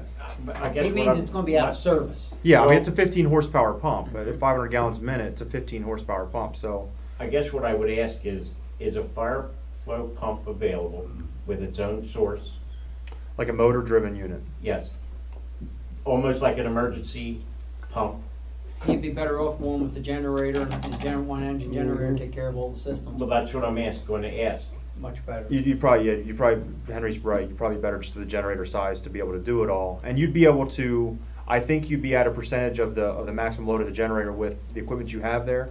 The problem is if you wanted to put a generator in now, the size you'd need later, I don't think you would be able to run your one well pump right there now. Now, there are other options. Keystone Pump and Power, we just had a quote for another municipality a little bit ago. It's $25 a month. If you called them and you said, I need a generator here, they bring it up within an hour and hook it up. So, I mean, I thought that was very reasonable, $300 a year just to have them, you call them, they're within an hour to hook a generator up. That's another option, just, to be considered. I don't think that the generator that you will need to be hooked up would work now. We don't want to. Not to mention that if you would possibly want to put it in the building, you'd be paying for the sound attenuated structure, the guard and everything on it, and then later you wouldn't need that because it'd be in the building. So the bottom line, it's not a good idea to do it before. It might not be cost effective to do it that way. It was just a question. What was just the a name thought. of the company you said? Keystone Pump and Power. Okay. I have a card here. They provide emergency pumps and emergency generators on a contract And there's basis. other people that do it. There's other outfits that do it. Keystone's, I've always had good experiences with Keystone. You call them, you get somebody, they're out there. I've always had good experiences. The operators I talk to have always had good experiences with Keystone. So, I see their If you equipment. could you also give them I know you guys have had experience because I met the lady down at one of the golf things that Bill took me to. An estimate or ballpark for when they're on site, what it is per day. In other words, it's $300 to keep them on call. right. And something extra to have them on site. Maybe you ought to have those numbers too. Okay. By Yeah, I the can do day, that. by the hour, by the week. I'm by not the quite month. sure. Yeah. I'm not sure how they build it out. I thought that was, I'm not exactly sure what the rates are once they get on site, but I thought their rates to be on call were very reasonable. Very reasonable. For municipal authority. To be able to call and say, they'll be here within an hour to hook up a generator when you need it. It would take us that long to get ours over there just about. We'll do that in my mind. The last thing, I know we had discussed booster pumps a while ago and maybe not using VFDs. The 3 horsepower pumps, booster pumps, would be able to be single phase. That would be fine. They would be on-offs, they would be, work on a pressure switch, and you'd have variable pressure, similar to your house with the well. The 15 horsepower fire pump would have to have a VFD. Unless you do a phase converter, but phase converters aren't good. Nobody covers a warranty. Your warranty's out as soon as you use a phase converter. You need a VFD for that to switch the phase from single to. Simple enough for you operator? What's your thoughts on VFDs, operator? I'm just waiting for you to get to my. And the tank, the pressure tank isn't that much larger. You're talking for a 55-gallon minute system like this, you're talking a 10 gallon air tank for VFDs, maybe a 60 or 70 gallon air tank with a pressure tank without the VFDs. So it's not that much larger. I thought it would be much. It's only for the fire system, Ed. Yeah. Oh, no. The main system, the reliable system that you're worried about for us not having the booster system is standard. Yeah, my concerns a lot of with the system isn't even so much with the VFDs, although I have concerns about them, and I'll find out how much concern I have pretty shortly, because we've got one out for repair. We'll all find out together. Well, I talked to one of the suppliers today about VFDs with these smaller horsepower motors. 3 horsepower, you're looking at like a 6, 7.5 horsepower VFD. He's like, they're very near basically throwaway. Once you, I mean, their prices have come down, so it's not, you're talking maybe $2,000 or $3,000, and till you get somebody in there to look at it, pull the VFD, send it away to get fixed, bring it back in, and hook it up. You might as well just purchase a new one and put it in. Now you go. So that's what, and even with VFDs have the way they've come, how far they've come, they're much cheaper, but because they're much cheaper, now it's almost, you take them out. Now, As long as they're still able to No, be I'm kidding compatible with you, Benny, because I interchangeable. just sent one out for a 15 horse motor. okay. Well, I mean, That's the gonna bigger be VFD, different. it's gonna be, yeah. Well, these smaller motors, he said it's almost like a break even. You almost have an extra one sitting there, and then when that one goes out, you just plug this one in and you're To good to finish go. the thought, a lot of my concerns are on the controls, not the VFDs, but the controls on the pressure system parts of the pump. I've seen some of those things get so complicated that you can't even reprogram them yourself. It's that bad. So that would be one of the things I'd really be looking at, not the VFD so much, but the controls to the system itself, when it called for the pump to come on, how it called for the pump to come on. Those kinds of things. Which is down the road a ways. We're not there yet. But I mean, everybody's consensus would be to move towards with the smaller pumps without VFDs. I mean, I know that was mentioned before, but I guess the pros and You're cons, we simplifying need the the pros pump and cons system. on it. okay. You're making the pump system simple, you know what I'm saying? It's easy to VFDs, maintain. only use the BFDs where it's absolutely necessary. I mean, Or on the booster pumps, if they're 3 horse, it may be the cheaper way to go. Well, help me understand this. Why do we need booster pumps? If your lot was about 50 foot higher than your house is right next to it, you wouldn't need them at all. But your tank's gonna be how high? Your standpipe, I think that was only like 37 feet tall. And you're still gonna get water pressure to those houses beside you, correct? Right. yeah, but not enough. No, you might, at 37 foot tall, at the top of that water level, you're only looking at like 15, 16 foot PSI. Okay. That's at the top, that's not, so that's, I mean, if you had 37 foot of water, that's how much pressure you'd have, but. At the bottom. At the bottom. Well, So- and then once again, why do we need them? Because I spent 20 years over on my hill over there, being the highest house in the area, almost level with the reservoir in the back where the water was coming from before they put the standpipe in out here, and I got shower water in there. I don't know the answer, I just know what they're gonna have to tell you. What I've worked off of here is 40 PSI, because I think that's what you have there now. 20 PSI is the minimum at the main in front of a house. Okay. But I guarantee you do that up there, and you're gonna have a lot of upset people right next to that, because they're used to, they've been there. It's only an emergency situation.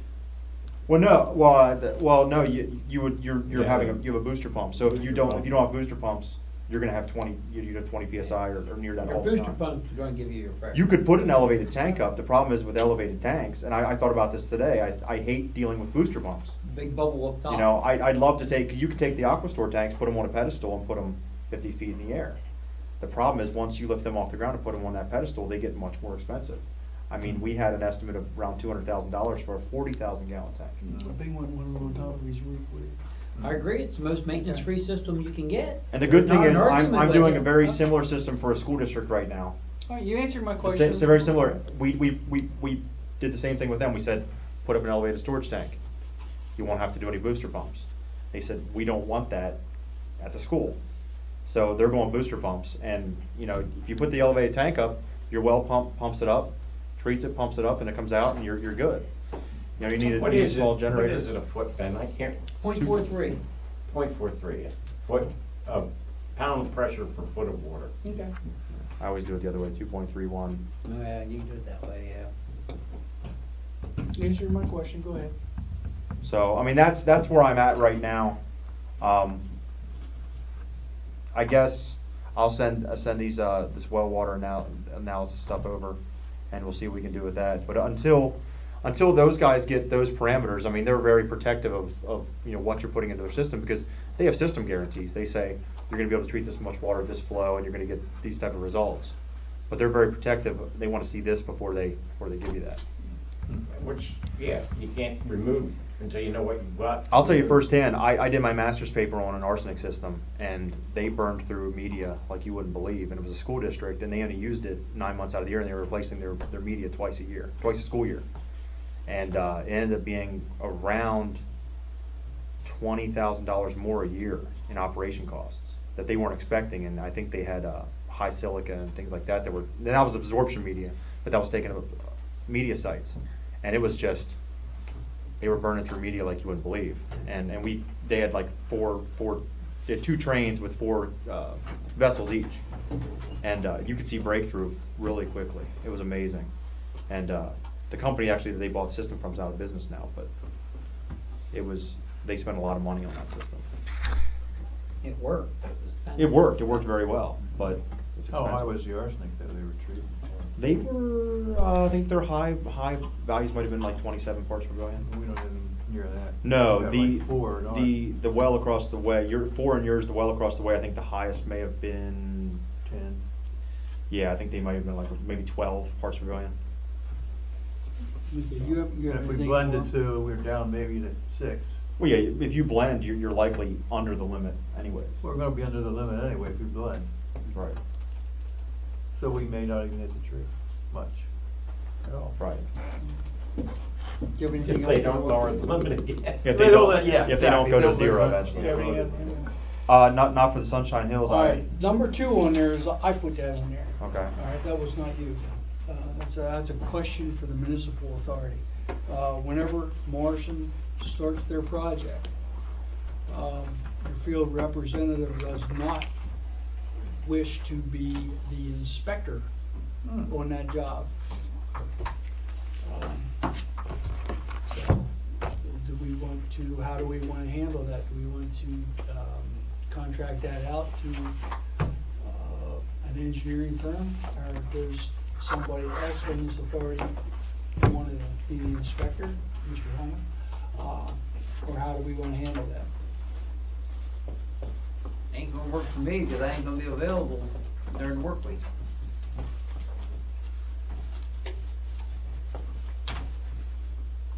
I'm gonna say probably gonna end up contracting that. Who pays that cost? The developer. Is that in the agreement? That I goes knew through, we had talked about that. that goes through the escrow account. I'd have to, Should be through the escrow, yeah. I'd have to look to be sure, but that's my recollection. I mean, ain't that how your monies come out when you inspect it? It's Comes always out of out the of- escrow account? Yeah, if I inspect it, it comes out of their escrow account. I mean, that should not even be in the agreement. Wouldn't even need to be in the But agreement. I remember seeing that in there because Sam had discussed that he would be the one to be doing the inspection. I think we probably mentioned that back in a review way back, usually. Escrow account for inspection fees and a bond, the bond estimate, and Yeah, there was bond issues in there, I said, I remember reading that. Page 4.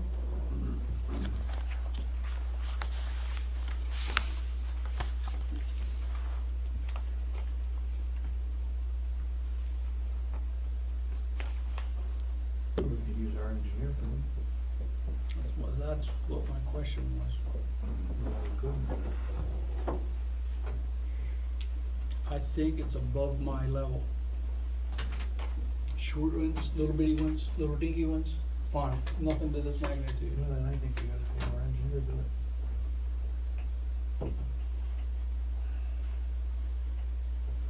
We need that motion or consensus. I think you could have it as a consensus. Well, you'll be getting an invoice to approve, you'll say you'll approve it at that time. I think you can do a consensus for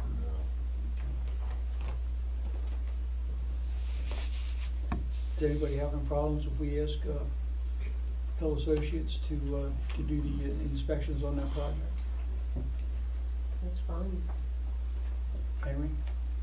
I don't, I mean, the only thing I'm gonna be concerned about is whether price-wise, but I realize it's still for the developer, but, you know, I still look out for their interest too, to a point, Stan? you know what I'm saying? I don't have a problem with Consensus, we put something together for us if we need something. Yeah, like a proposal or, yeah. Cause you could be looking, I don't know, you know, depending on how they work, you know, they could do that in probably 2 weeks' time, they could get everything done. Mhm. But they could also, Figure 2 weeks for the gravity flow system, and figure a week or so for the other systems, the way I see it. I depends on mean, how they- you're right, you'll probably do it for 2 weeks, depends on how it goes, but I mean, I figure a 4-week time frame. because I mean, you'll inspect everything on their, on site as well. I mean, all their force main and then also the gravity on their Yep, site. there is gravity going into it, manholes and all that, yeah. Mhm. So it could be longer than that, I mean, it all depends, yeah. Right. Yeah. All right, I recall this discussion from a previous meeting. This was one of my concerns with this project. And when I asked how this was going to be monitored, I was told that someone would be there almost daily to look at this as they were putting it in. I think it's a representative of the authority. Right, that someone would be watching this whole project pretty much daily, because I said, what if they put in a section of pipe and it's not according to spec, and then they move on to the next part of their project? What's to say that what they had done was not correct, but they tell us otherwise? Are we physically going to see what they have done? Yeah, I mean, they're. And once again, my response to that question, I can remember that was time, if they cover it up before we inspect it, we have the authority to make them dig it back up and show us what's in the ground. Exactly. So in here. Right, and that's my point. And I'm not picking on any one or group or anything, but I think we need to make sure this is right and not take for granted that when someone says, oh yes, I did such and such, you can't see it, but this is what I did. I'm not up to taking anybody's word for anything, sorry. Had to walk And too many times. that is one of the main reasons why your field inspector does not feel qualified to make that inspections. We've had developments. That in fact. We've had developments in the past where they were working and we have an inspector there full time. I mean, he's there every day that they're installing pipe. And they've hit rock. And the developers called us up and said, hey, you know, we're paying for the inspector to be out here. Do you mind if we send him home and we'll call him up before we install anything? They'd rather pay him to drive home than drive back, because there were days where they were only installing one stick of pipe. And that's perfectly fine. I mean, that's definitely an option, because, you know, when you're doing that, they might only lay one stick of pipe a day, and that's 20 feet. And you have an inspector there, you know, 8 hours, 9 hours a day. But they understand before they tell that inspector he can go, if they install anything and they backfill it and we're not there, we're gonna make them dig it back up. Thank you, that was my. Too many times I've seen people drop rocks on things when they're backfilling and other issues, so. That's my job tomorrow, to fix a water line where they put 50, 60, 100-pound rocks right on top of the water line. Thank you. Do you have anything else? That's why there's supposed to be a stone bank around this Just, pipe you and everything wanted else. to That's what the discuss. criteria is for it, and I, Okay. you know, there needs to be an inspector there for that. Now, since we're done with Ben, and in the interest of getting Ben out of here and getting him home to Gettysburg in a reasonable amount of time, I'm gonna jump on down to new business number 5. Compliance with the 537 plan with regard to the Cleveland wastewater treatment facility. And there should be an email in your packet. This one that I received from Sean Arbuck, the Environmental Group Manager, Department of Environmental Protection. construction. That's the Bottom email line, from he Sean. has, This I just copied for everybody's reference. this is with regards to the Decoven wastewater package plant that's down there. He states, and he correctly states, that has not been DEP permitted for the past 6 years. And he wants to do something about that. He states that he wants to, municipal authority to go back to their 537 plan, where it states that when that plant is no longer permitted, the municipal authority will take that area on. He has asked, he wanted me to meet with him one-on-one, and I told him I could not do that, and I would not do that. I also told him that I would get with the municipal authority and find out a couple dates that we could probably get together and meet with him. I would like as many of us as possible to hear it from his mouth, as opposed to hearing it from Sam's mouth secondhand. So that's it. Is there any dates? And that's just, I don't think we need a professional for the attorney or the engineer for the initial meeting, And after we get deeper into it, we find out what we need, then we've got to probably include it. Well, we would like to include this. So check your calendars, send me emails, get me messages. However, give me a list of dates that you are available in the afternoons, preferably. Late afternoon? Can be late afternoon, and I'll forward the one to Mr. Arbaugh and see whether we can work something out with him to get with us. Now, that request being made, I think that we're between a rock and a hard place right now with these people. How do you prove it? Well, for one thing, if we put it in, we lay the monetary figure on the board, and he says he goes belly up and he walks away from it. We got 15 EDUs down there sitting into a package plant that's not in no operation on it. They can't use it. DEP's going to come to us and say, hey, you know what? Now you got to connect. All right. It's an issue of who's going to pay for this thing. That's what bugs me. Well, I mean, whatever. it's fine for them to send us a letter and say, this is what your plan says. Mm-hmm. That doesn't mean we, the authority, have to. It does not Pay tell for us, it. it does not say that we have to be the ones hooking this up to our low pressure system. We can give them a line. Whenever I was coming toward the tail end of this 537, and if I'm sketchy on this, but if I remember correctly, that subject came up, and it was the then chairman's position that the municipal authorities 537 says that they will make available the needed capacity for the Decoven wastewater treatment facility. However, it would be the property owner's responsibility to make the connections. We can do that. That's not pretty, I don't understand. From the conversation that I had with Mr. Arbaugh on the phone on Monday, I did not get the impression that that was his interpretation of the 537. Right. Well, His this does not tell us that his interpretation, his and DEP's interpretation of the 537 is Penn Township Municipal Authority will connect that facility. He says here in this email, we determined that Penn Township was required to connect the property served by the Decoven wastewater treatment plant to public sewers and taking the Decoven wastewater treatment plant offline. Correct.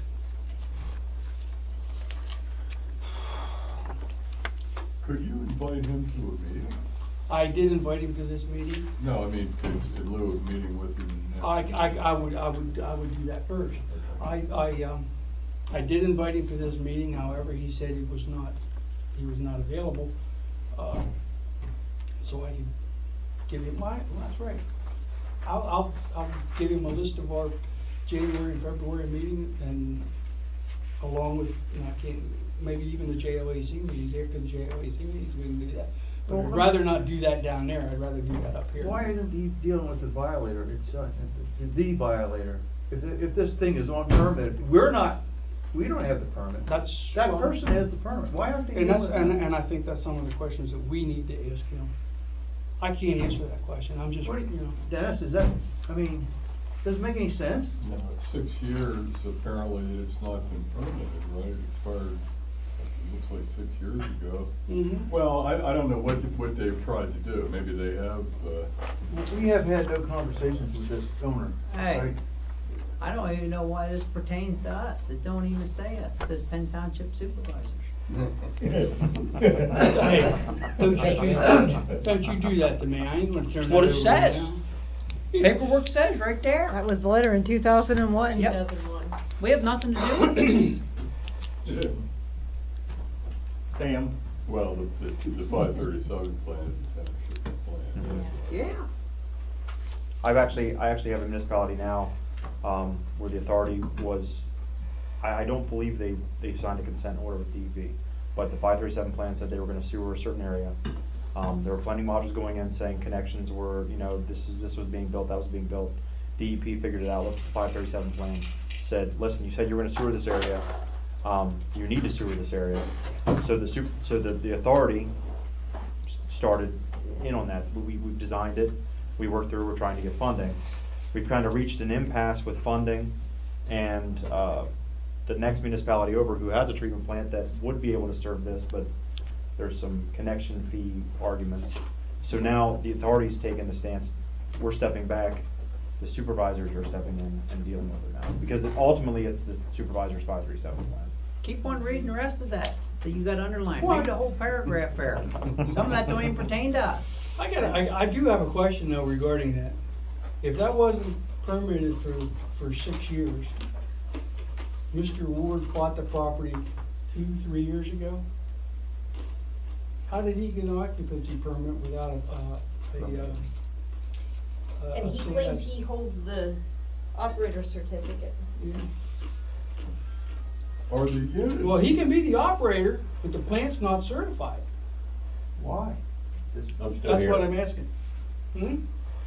Well, they may have submitted, Right. and I don't know this, they may have submitted an MPDS renewal way back when, and they just have never gotten.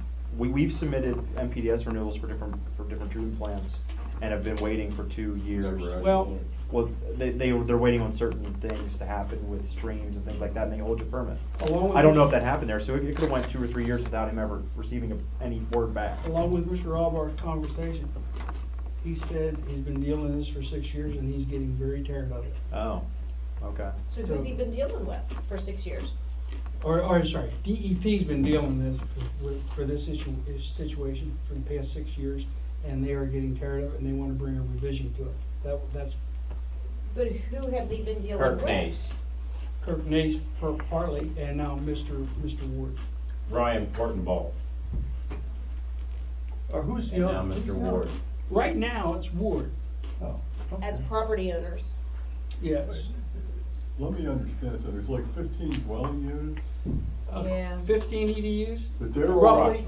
on a single parcel of land that's owned by Ward? Yeah. So they're all Yeah. renting, okay. I'm with you. Yes. Percent. So these are, we're not dealing with individual properties here. We're dealing with- It's It's one property. One just property. renting. divided into. 11 and 15, it's this property right here. What you can be sure happened is Kirk This is Nace schoolhouse. and Ryan Portenball never applied for a new permit to operate. Well, the way I read this, Or Marcellus. they're gonna force them to hook up to our system. And this is what you got right here. We're not hooking up to their system. That's the way I read it. Why That's are the they- way you read it. No, why are they writing us letters though? Yeah. Why Yeah, don't that's they what write it letters is. to the owner of the property? We as capacity, hook up to us. Everything is within this circle right here. This is Uh, right here. What, Some of these are if you for- guys have to do this, Yeah. you need to verify where the what the tapping fees are gonna be, how they're gonna be paid, who's gonna pay them. And what kind of upgrades are they gonna do to their collection system to meet our requirements? I think it needs to be addressed. And be prepared with every legal thing at your disposal, There's, with every step of the way. if there is 15 EDUs down there, that's $54,000 in coming to the authority.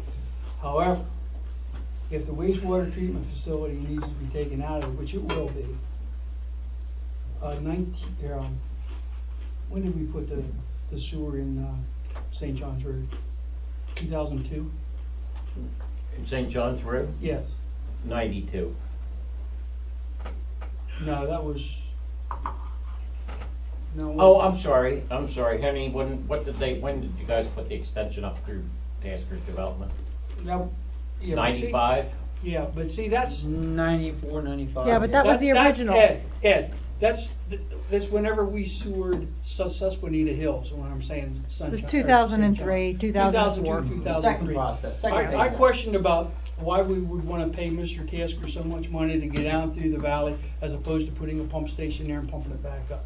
They told me at that time, the price for permitting a pump station for there would be somewhere in the neighborhood of $60,000. Now, that's 2002, 2003 money. What's it gonna be now? And we're only gonna get connection fees of $54,000 from the. How many EDUs? Roughly 15, I think I was told. Ain't no different what we're putting in Mercedes. I was just smaller. I think what we looked at What's it gonna before was cost? like a duplex grinder. You can get pump. away with a duplex system in there. What's it gonna cost? We already talked about I this. think we got that But estimate for. think of the size of that lot. And then once they put that sewage in there, he's gonna open it up, there's gonna be more than that. But then he's gotta pay for the upgrades.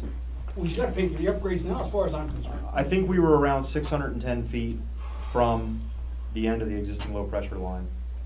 That's what we estimated last time. Mhm. And we looked at a duplex grinder pump, 2-inch low pressure sewer, possibly a 3-inch. We estimated that connection to be around $49,000 at $55 a foot, and the pump station around $14,000 for the duplex grinder. All right, But you'd have to also complete the L inverter connection, that's correct. and that was another roughly $22,000. Okay, so you're looking at what, 62? Or, no, 72. It was right around, yeah. Roughly 72,000. So, And that's without any. see, and that's any one of the fixes to reasons, that's existing one of the system or anything reasons like why that. a That's few just- years ago, I was pushing so hard to get that right away across Allenberg. So whenever this time came, we'd be relatively ready for it. Because I But it's think coming before I'm ready. 5 years ago, we may have looked at possibly connecting that to Mhm. the existing low pressure Right. system that's there, and what wasn't gonna work with that many Right, ADUs. right. That's why the right of way at the end. Would the new connection point be at the edge of their property? That's the way I see it. Well, I would think so. it would have to be. The end of that low pressure line does not reach their property. Understood. And that was another thing that came from a gentleman that sat in this chair, why he would not run it up that far. It's another 10 feet, I have no idea. So, But at any rate, yes, that part would of be the the end of discussion is the point of connection. Point of connection to our line would be the end of that line. Make sure the authority's not responsible for the abandonment of the old plant.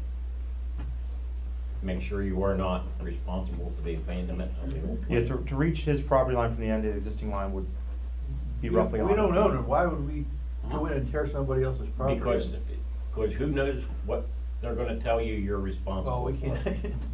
Right. Yeah. Hey, they don't make any mistakes, you know? And Or good at the not big being thing, able to tell you what and I'm you do still, need to I'm do. still a little ouchy from the last mandate that we got from DEP. Cost us $6.5 million and we could not get a penny in relief from them. So, You might not want me to be at this meeting. why not? That's hard to come Probably by. not gonna, he ain't gonna like me when I'm done. It don't matter.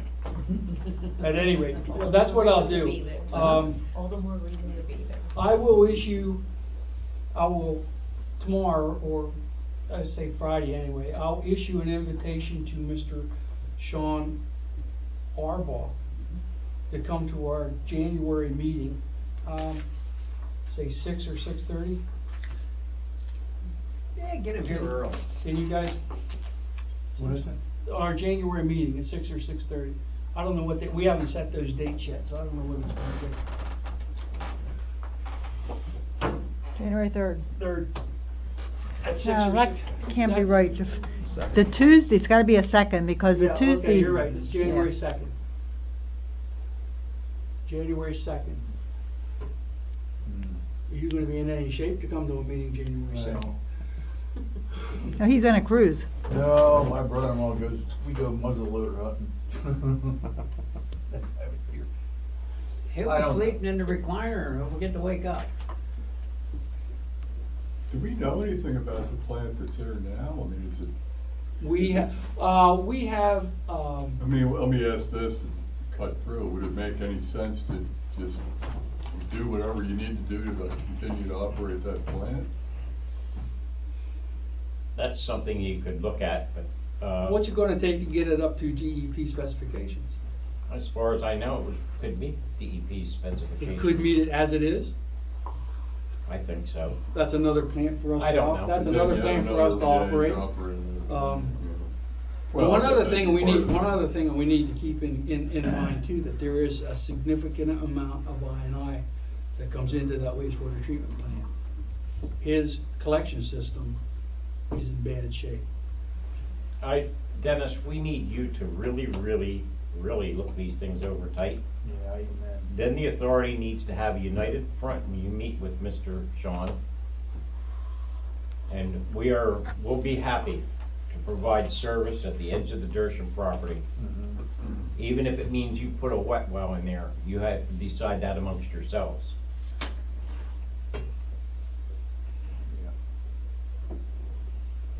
You also need to go for the right of way across the rest of the property up to the sawmill,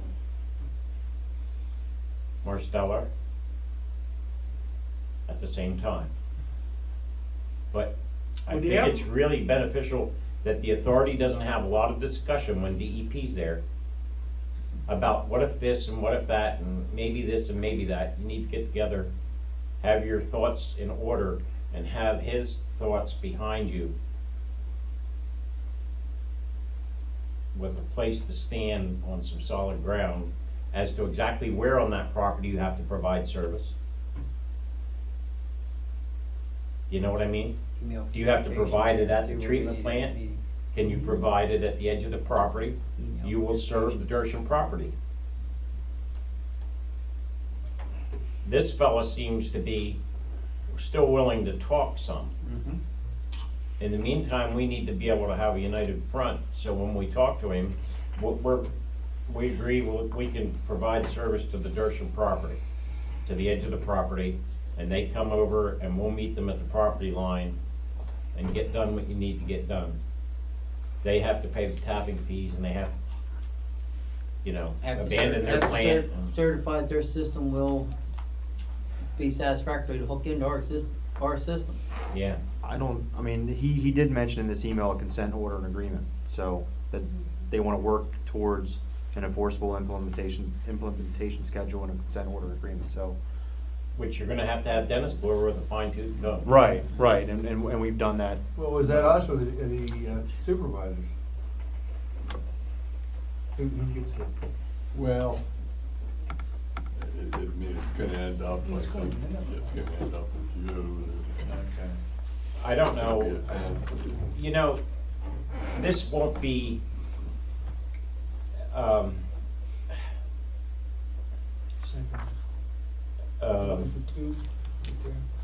who's the township solicitor? Rich Wagner. This won't be Rich Wagner's first look, so you might wanna talk to him. Okay.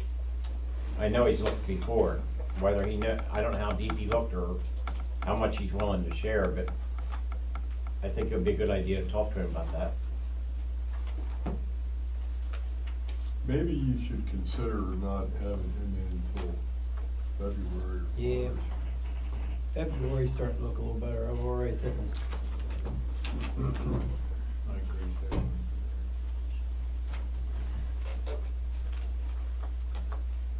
we approach the owner? At what point? That's a good question. When you know what you can enforce, Well, when you know what DEP back you up on. Because it's not gonna be his choice anymore. He's not gonna get to decide what he wants to do. That's the bottom line here, folks. He hasn't done anything. DEP says they're gonna decide what happens. So now you need to get in the driver's seat as much as you can. They've been 6 years without an operational permit there. that's what he's saying, yes, and that's the level of frustration that DEP and Mr.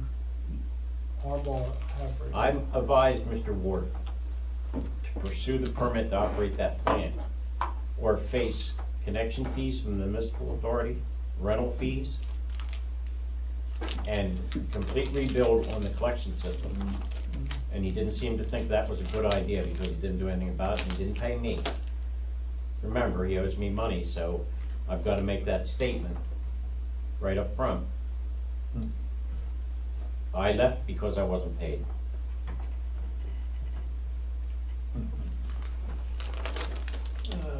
So you end up with a leaky connection system too. Yeah, which isn't good. Which you can't tolerate. Which is not good, you're absolutely right, it's not good.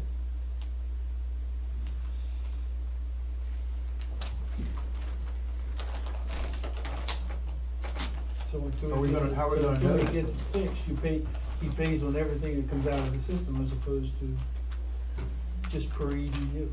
Yeah, Meter the, you have to You have to meet it, Meter, going out. yeah, meter. Well, that would be instead, if you need it, you gotta have one. Oh, yeah. I mean, I don't want his I&I, but if he's gonna send it to me, he's gonna pay for it.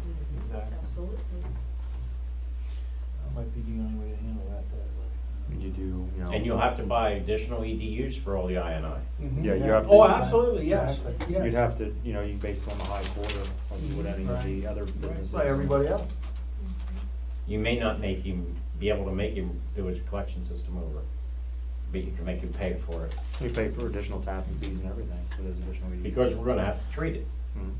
Oh, our system doesn't care whether it's clean water or dirty water, because into there it has to be treated.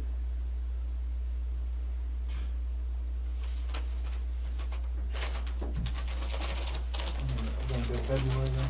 February, I'll try to get him in come February, In the meantime, and hopefully he's not, he's waited for 6 years, he's been waiting. Well, it's only a month. Yeah, Don't make it Valentine's Day, we don't wanna break anybody's hearts. yeah, we want to make sure Dennis comes. No, that wasn't Dennis, it was here, that was That's Forrest Joey. that couldn't. Forrest couldn't make Yeah. it because his wife was gonna. So that would be February 6th, correct? Yep. February 6th. You gonna invite him for 6 o'clock? Yes.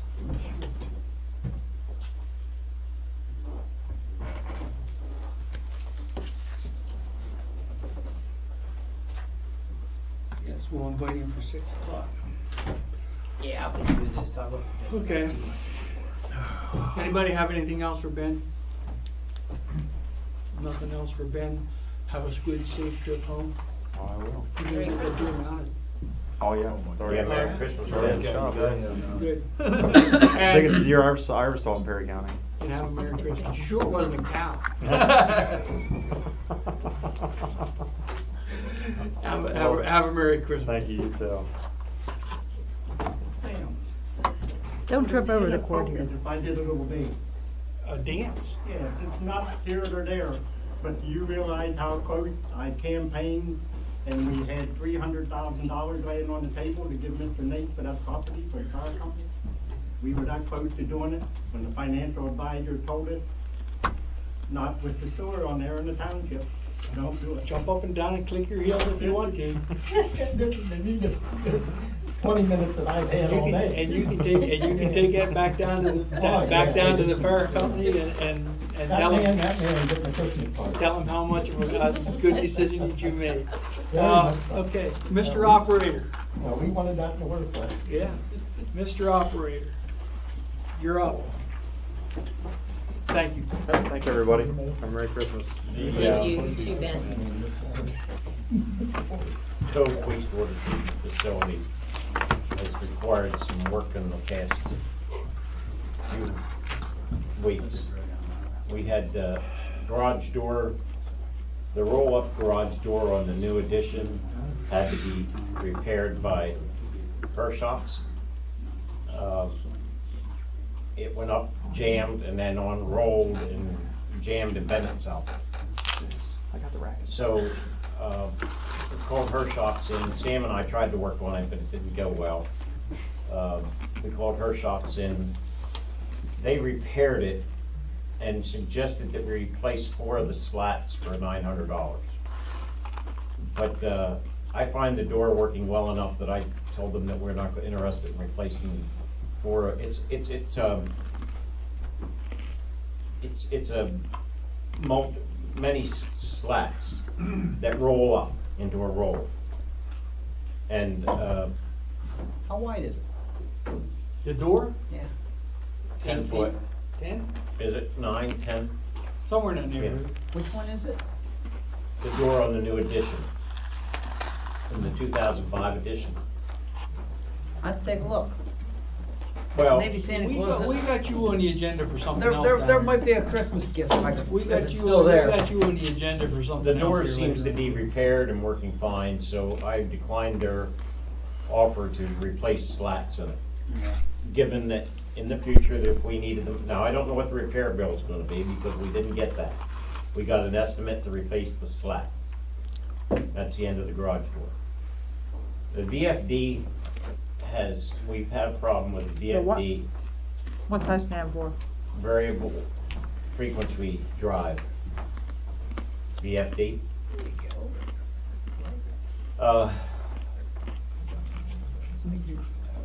Where I was having a problem determining whether the motor the VFD controlled was at fault, the blower the motor ran, or the VFD, because they failed.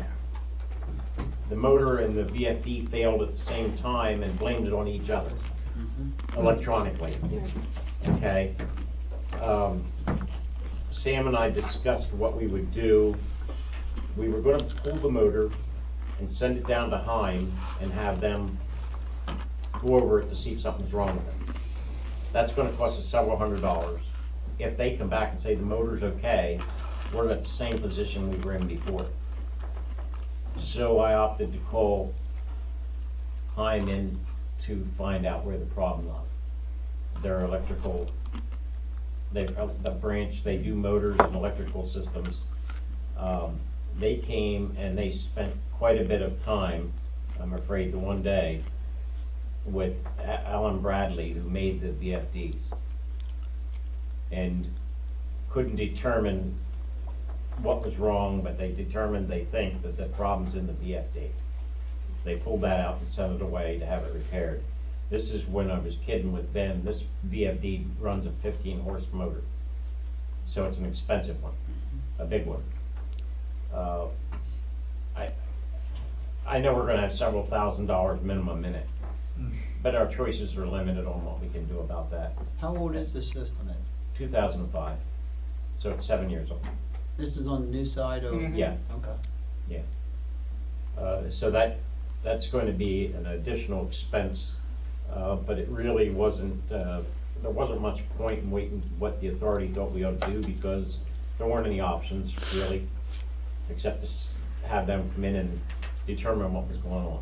Yeah, we budget for it each year. Sometimes we're close, that's what we figure. We also had a submersible failure, an EQ pump failure at Cove, which we brought up Lankers to help change out. We are, we have a spare. It was there. We put it in place.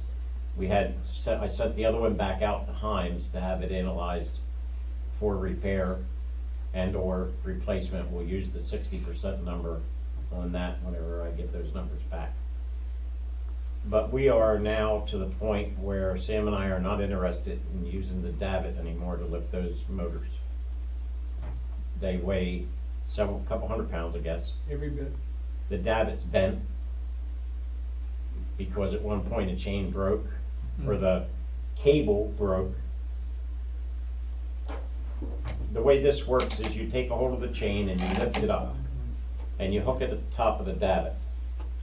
Then you take your hook back down on the chain and lift it up some more. Then take the chain loose and hook it up at the top again. You bring it up in increments. The cable, the hoist is a cable. The motor's on a chain, so you've got to be lifting it up. And one time, halfway lifting it up, the cable broke, and the thing started down full speed until it got to where the chain was tied off. Now the davit goes like this, instead of being like this. That has to go, and we need an electric lift, because I'm not cranking it anymore. Sam doesn't want to crank it anymore. We're taking volunteers for cranking, or we're going to replace it with something better. The new, the new plant, the EQ pumps are attached to stainless steel cable as opposed to chains. We'd like to get an electrical winch where we can hook everything up to a cable, just move it over, take the cable, click it on the winch, to stop it, and then wrap around and then pull it all up out of there. So you need a new jib. We need another jib. With the electric. Well, we can look and. We'll figure out the electric part of it once we get the jib. I think. In other words, you need another strong jib like the one down King Court. Yes. Yeah. Why didn't you just say that up front? I told you we had a job for you. Yeah, but. Preferably in You're going around in stainless. circles here. Preferably in stainless. And while we're talking about that, Now you're asking a lot. While we're talking about the EQ pumps and stuff, we had bandied around here in the authority a number of times to raise the disconnect boxes for those EQ pumps on the old system. They were down on the concrete level. While we had the opportunity, we took them and we moved them up out of the snow, up to where to the same level as what the new ones are. That's a nightmare down there. That's been done, and you're going to see that building now. Yeah, they were bad, really. And they the needed handles were replaced. actually rusted off. They You needed couldn't shut them off replaced. anymore. Yeah. There. Yeah, they needed replaced, so that's what we just took. So it Sam upon moved them ourselves. up, had them moved up, and they're really nice to work with now. No more laying down on the concrete. Worked out very nice. Except for the electrician who said, whether he wanted to do too much more belly work in the He doesn't like wastewater he treatment doesn't like plant. the smell that He comes didn't like off the those working EQ conditions. tanks. Who's that? Tim Beitzel. Oh. Yeah, he doesn't like the smell that comes out of those EQ tanks. So Tom, that's part of his job. I told him it smells like money. It's that's pretty much it. There's nothing much else going on. King Core, we're putting the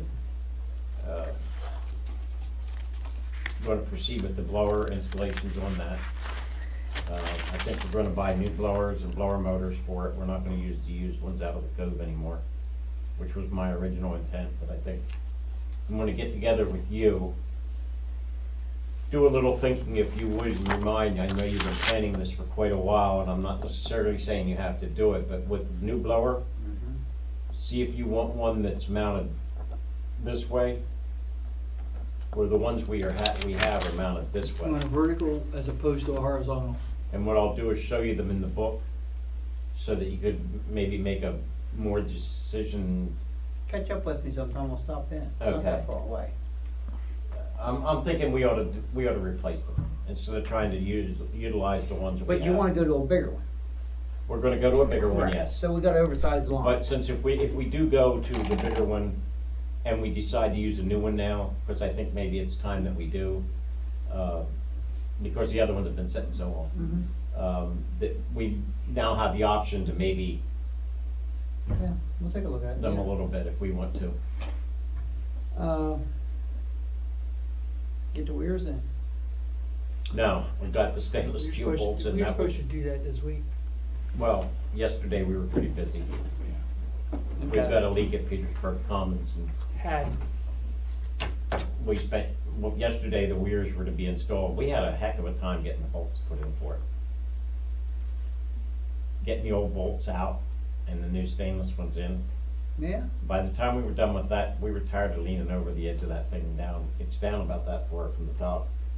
So you're leaning way down in, trying to work over the edge of the concrete So if with we your had head to- below your. If we had to But- rate jib with electric winch, we could tie you upside down and drop you down. Well, his problem was he's afraid I'd let go of his belt and he'd Yeah, fall he in. wouldn't.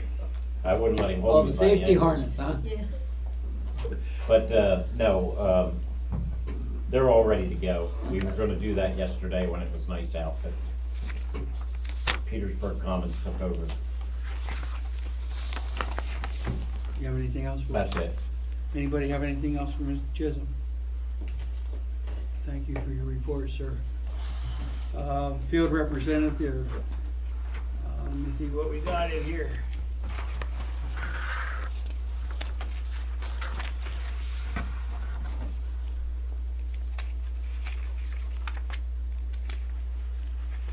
We already talked about the moving or relocation of the electrical connection.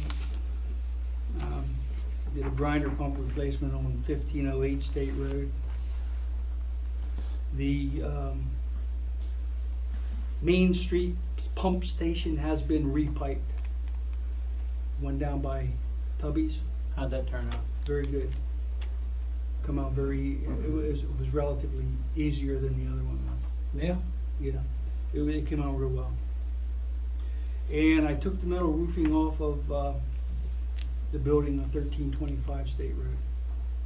I took it off and it's laying behind the building right now. And I think there's some other things in there that somebody else needs to salvage, and then we can get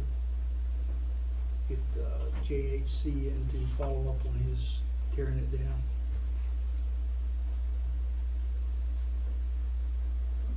That was a pretty deep wet well.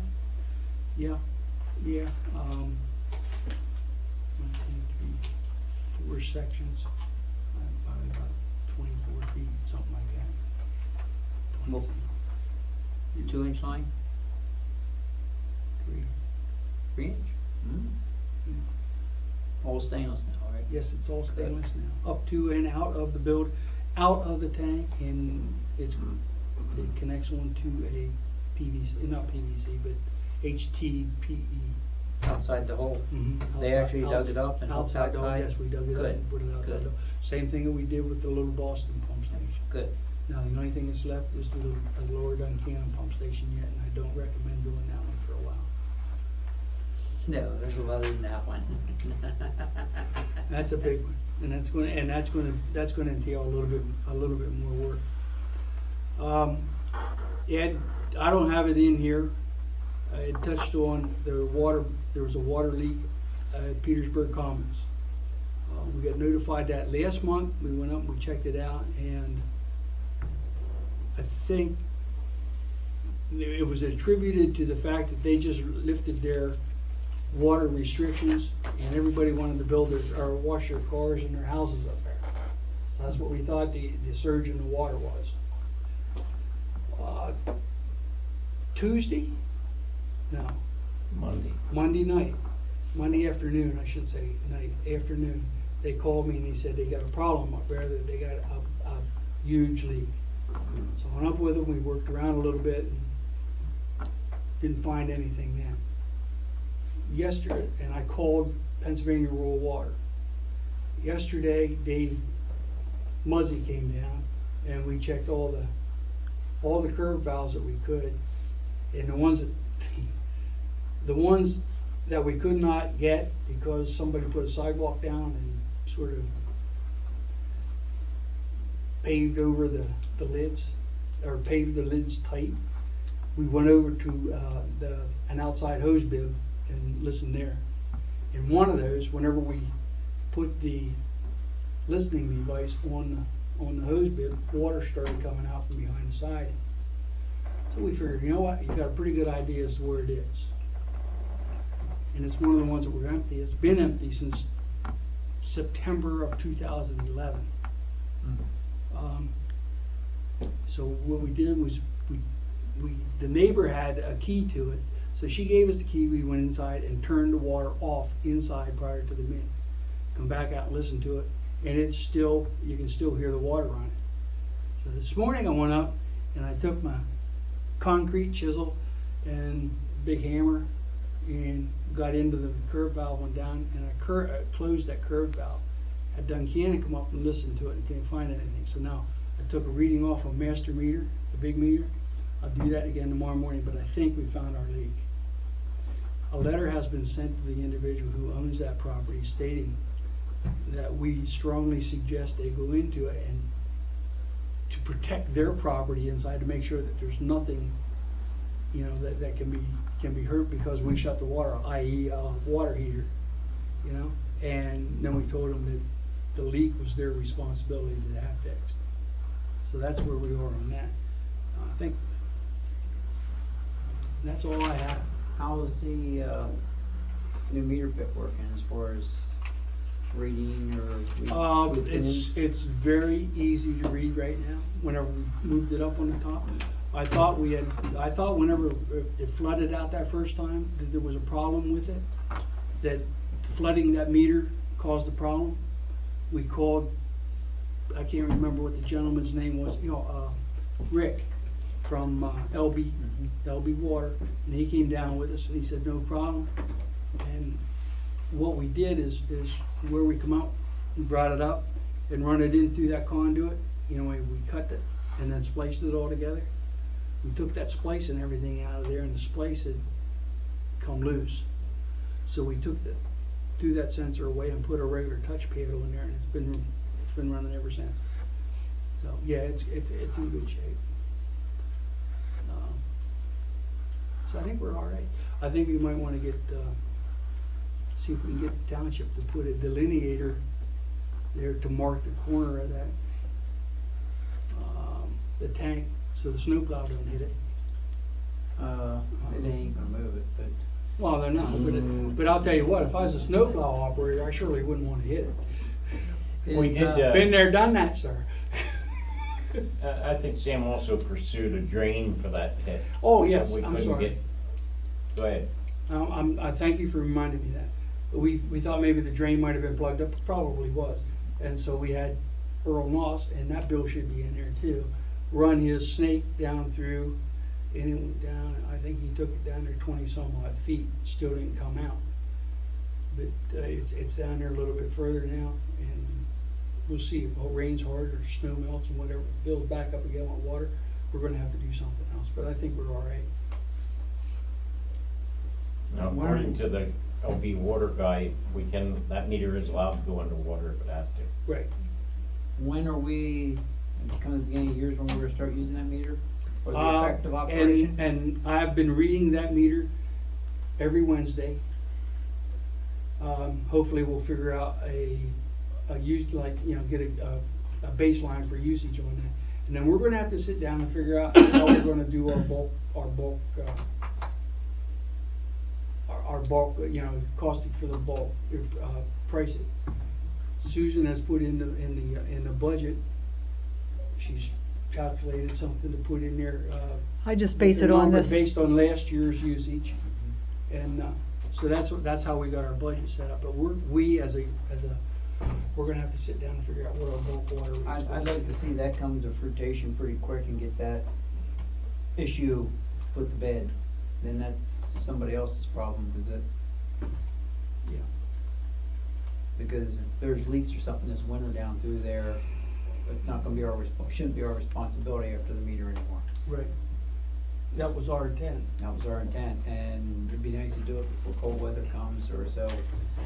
I'm gonna say, I don't think we'll get it done tonight, but I'd say for January, we ought to make that on our agenda to decide what to do with that. Make it happen. One of the things I'd like to see is consider, again, is upping the rate for over the minimum. You give 3,500 gallons for your $55 per quarter, right? Are you asking that? No, Yeah. we give 5,500. You get 5,500 gallons per quarter Yes, for for $55. $55. Okay, well, that's a good bit more water than it used to be. I think it used to be 3,500 gallons for $55, but Well, I don't know, you know. Well, it doesn't you could- matter. You could be closer, I I don't think have it a work was schedule. 35 for 55. okay. I'd like to see you consider raising the amount per 1,000 or per gallon over that. In other words, You're talking the penalty usage? Yeah. yes, Okay. maybe you'd like to go to a penny per gallon rate for everything over the base rate. I'm just making a suggestion. Why don't we get that together with what we're trying to do with this other thing and make a decision on that for January's meeting? That'll work. You know, if any of you have any suggestions, I mean, put it in an email form, or talk to Susan and give her your suggestions. Talk to me and give me your suggestions, so we can. Is this just for them, or So you're we can do talking for that. the whole? No, for the whole, all the water customers. For all of our customers. I mean, The I'm not mobile familiar homes with what have a feet, tendency, so I instead don't. of using heat tapes, Yeah, but what to he's let the water run. talking about is for understand. everybody. and so let them pay for it. They don't wanna put heat tapes on, they wanna let the water run. Let them pay for it. Well, they're either going to pay for it electrically, or they're going to pay for it water usage. Well, I'm not trying to be hard-nosed, I'm just trying to state a fact. Well, I'm understanding what you're Some saying. people just, and they figure the tap halfway on is what it takes to keep it from freezing. We know that's not the case, but you're gonna have to bring it home somehow. Mhm. I think bringing it home with the pennies out of the pocket,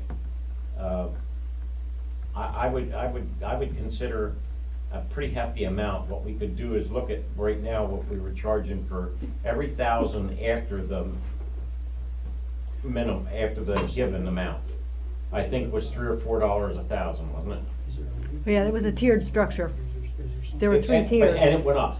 We made it go up Yes. instead of down like During it the used to drought, do. yes, during the drought Mr. period. Chairman, We could figure out what that was per gallon by dividing the 1,000 by the dollar amount. You know, that'll give us a number of pennies per gallon. Rate structure out there, And then maybe that's what you would use instead of the and then we'll go from there. $4 for the every 1,000 over the 3,500. What do you think? It's just a suggestion as a way to keep people You're from. on, no, you have a well. Yeah, I only have sewer. Elmer's got the water, so if we're gonna bankrupt anybody on the board, it's gonna be Elmer. Now, his water, they use a lot of water. Suggestion was made that That's we because she send keeps a giving him current cold rate shower. schedule to the members so they can review it to give us ideas. We could get Karen to put that out. Well, no, it's on my computer, so how about if I just do it? Okay. Otherwise, I have to send it to her. All right, send an email, send it to him. She is all. Edward, thank you. Does anybody have anything else for Edward before he runs out of here? Get with me. No, Thank just- you. I heard somebody say, don't let the door hit you in the butt. All right, thanks. I got a half an hour to get this done. Duck Merry Dynasty Christmas to tomorrow. everybody that I won't see again. Merry Christmas, Merry Dad. Christmas. Liked your shirt, Ed. It's hilarious. Christmas, Master meter reports are in there. There's nothing out of the ordinary. If you got any questions, give me a shout. No report. No report. Solicitor, Dennis. I think we've beaten up pretty good the items that I had on my list. We beat them to death twice, so I can't think of anything else. Does anybody have anything for Dennis? Holy smokes, Dennis, that's the best one you've given yet. Treasurer's report, delinquent accounts. There they are. We're looking at a total of $72,584.97. That's a bunch of money.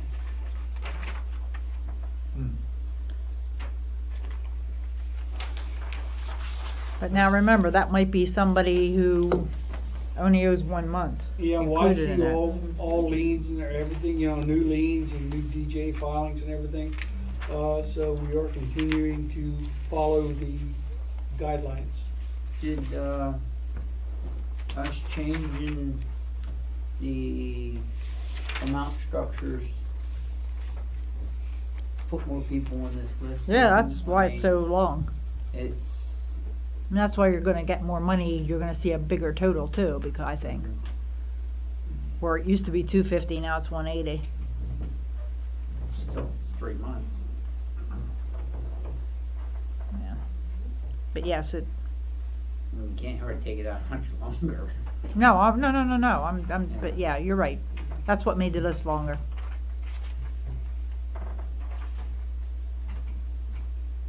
Any other questions on the delinquent accounts?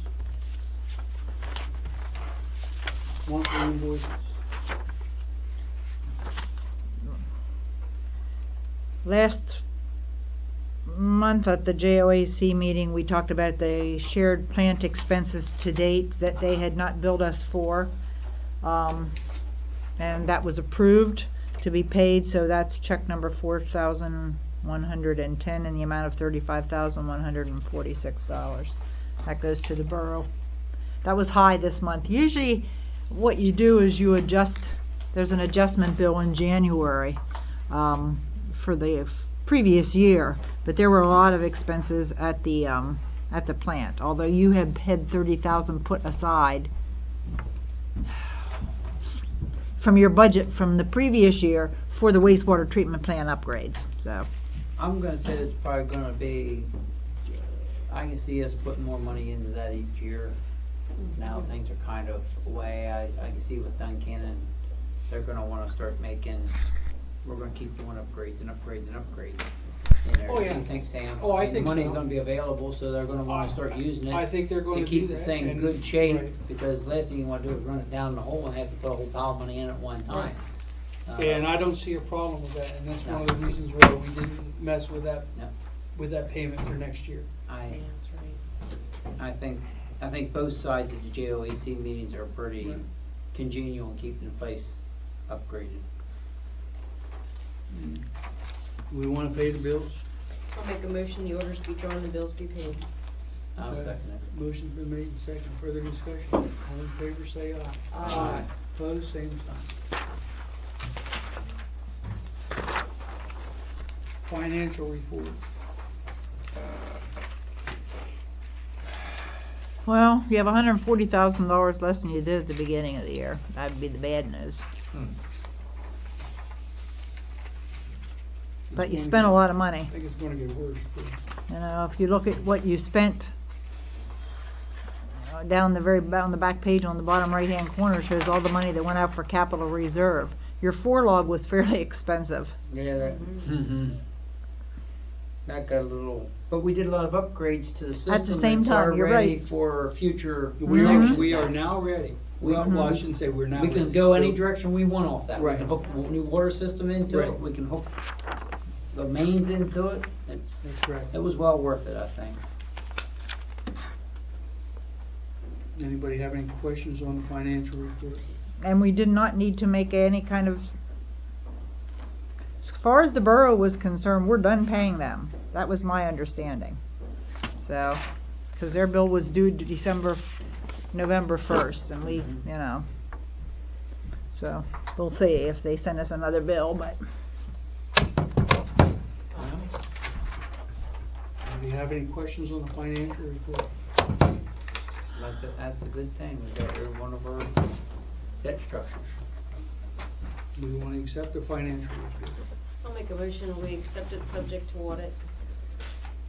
I'll second it. Motion made and seconded. Any further discussion? All in favor, say aye. Aye. Opposed, same side. There is no executive secretary report. The JOAC meeting for December has been canceled. It has been. Yes, it has been. I have not had any information from Duncannon stating otherwise, so they said it was my call. The call of the chair. Yep. Incoming, outgoing correspondence is there, periodicals are there. Old business, odor control sites. I told her to take that off of there. Is that all hooked up? No, It It is just not. needs trim work done. It needs The somebody to pipe. get out in the hole and run the pipes and finish up on the installation. And that's Oh. being done a little bit here, a little bit there. I just something that you pick up with that you're involved in one of these boards and you drive by stuff and you go here and you go there. I was, the wife and me went out to,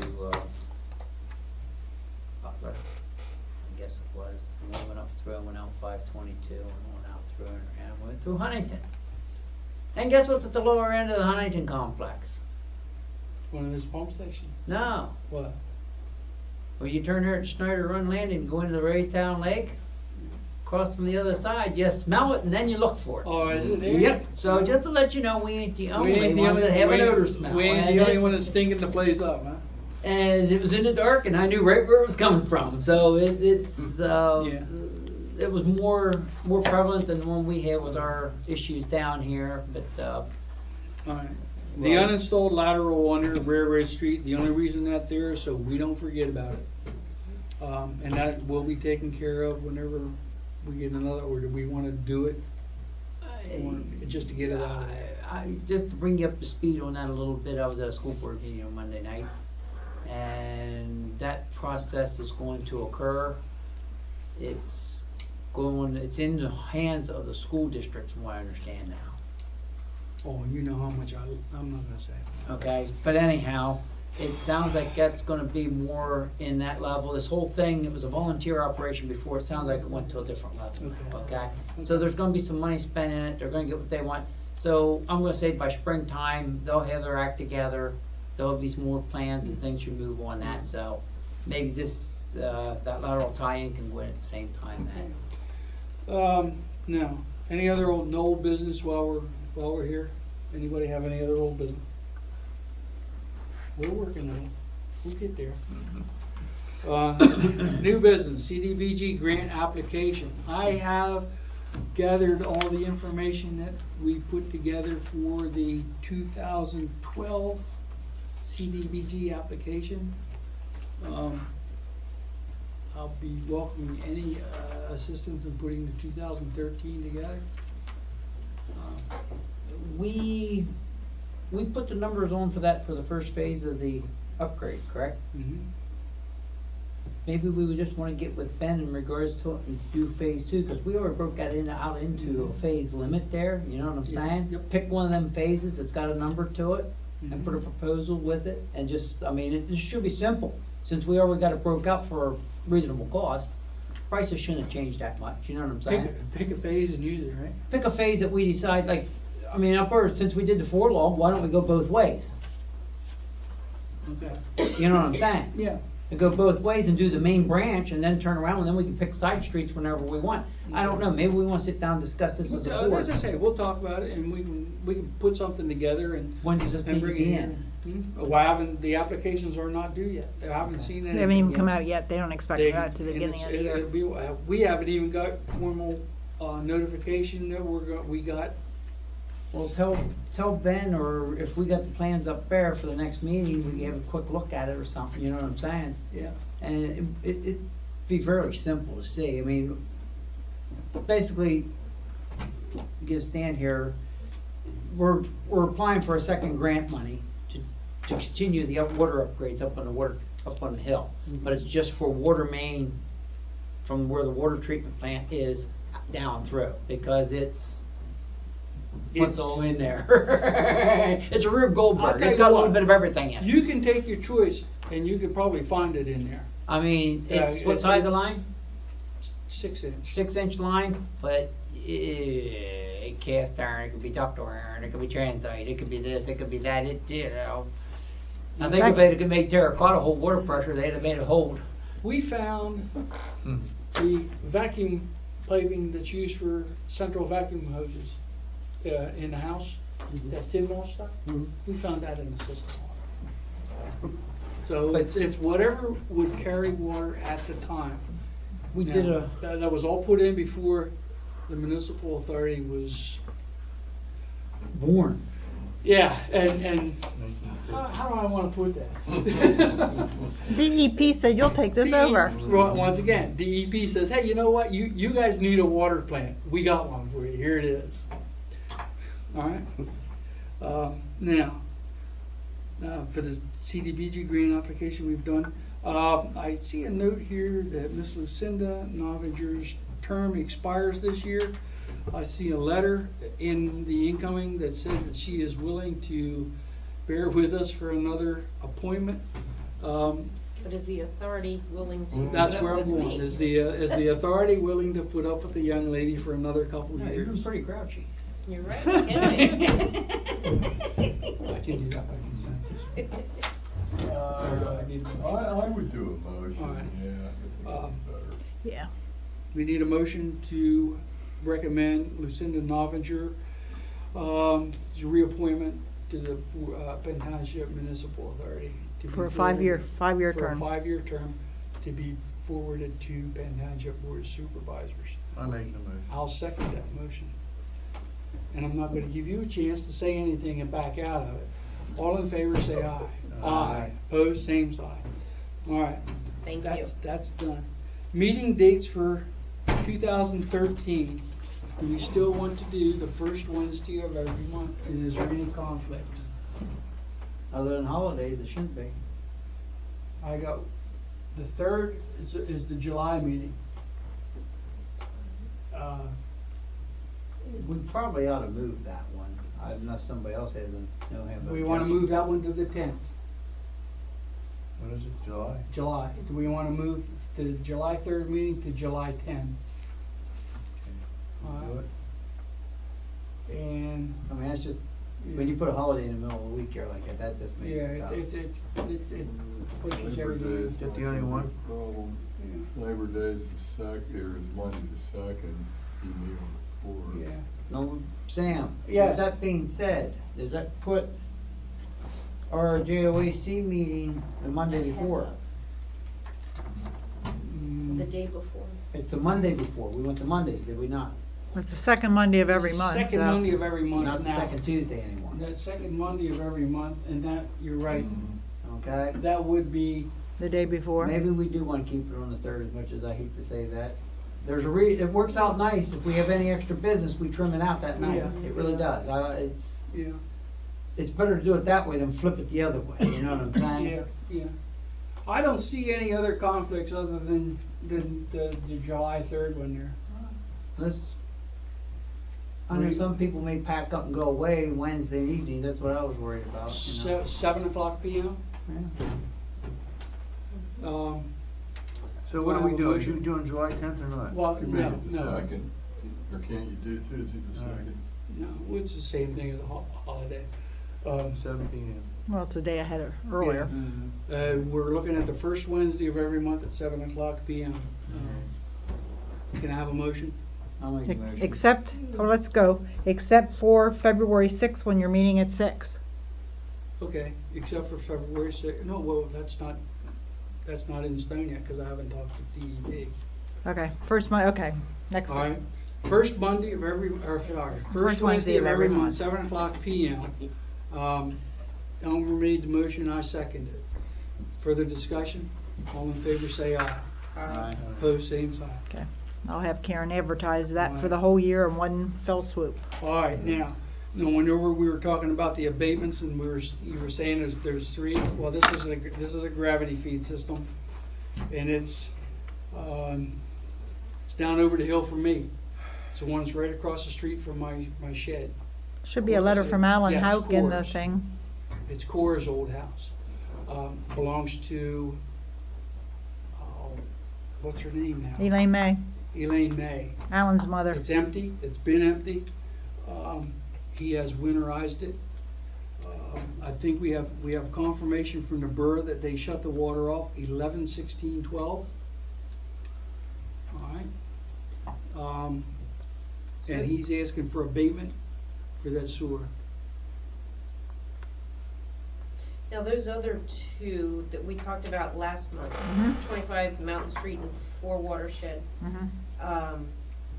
with those, in addition to the water being shut off, the electric meter has been pulled and the water pipe has been cut, On and one the of water them. meter pulled, are they doing any, did they just shut the water off and that was it with this one? Yes.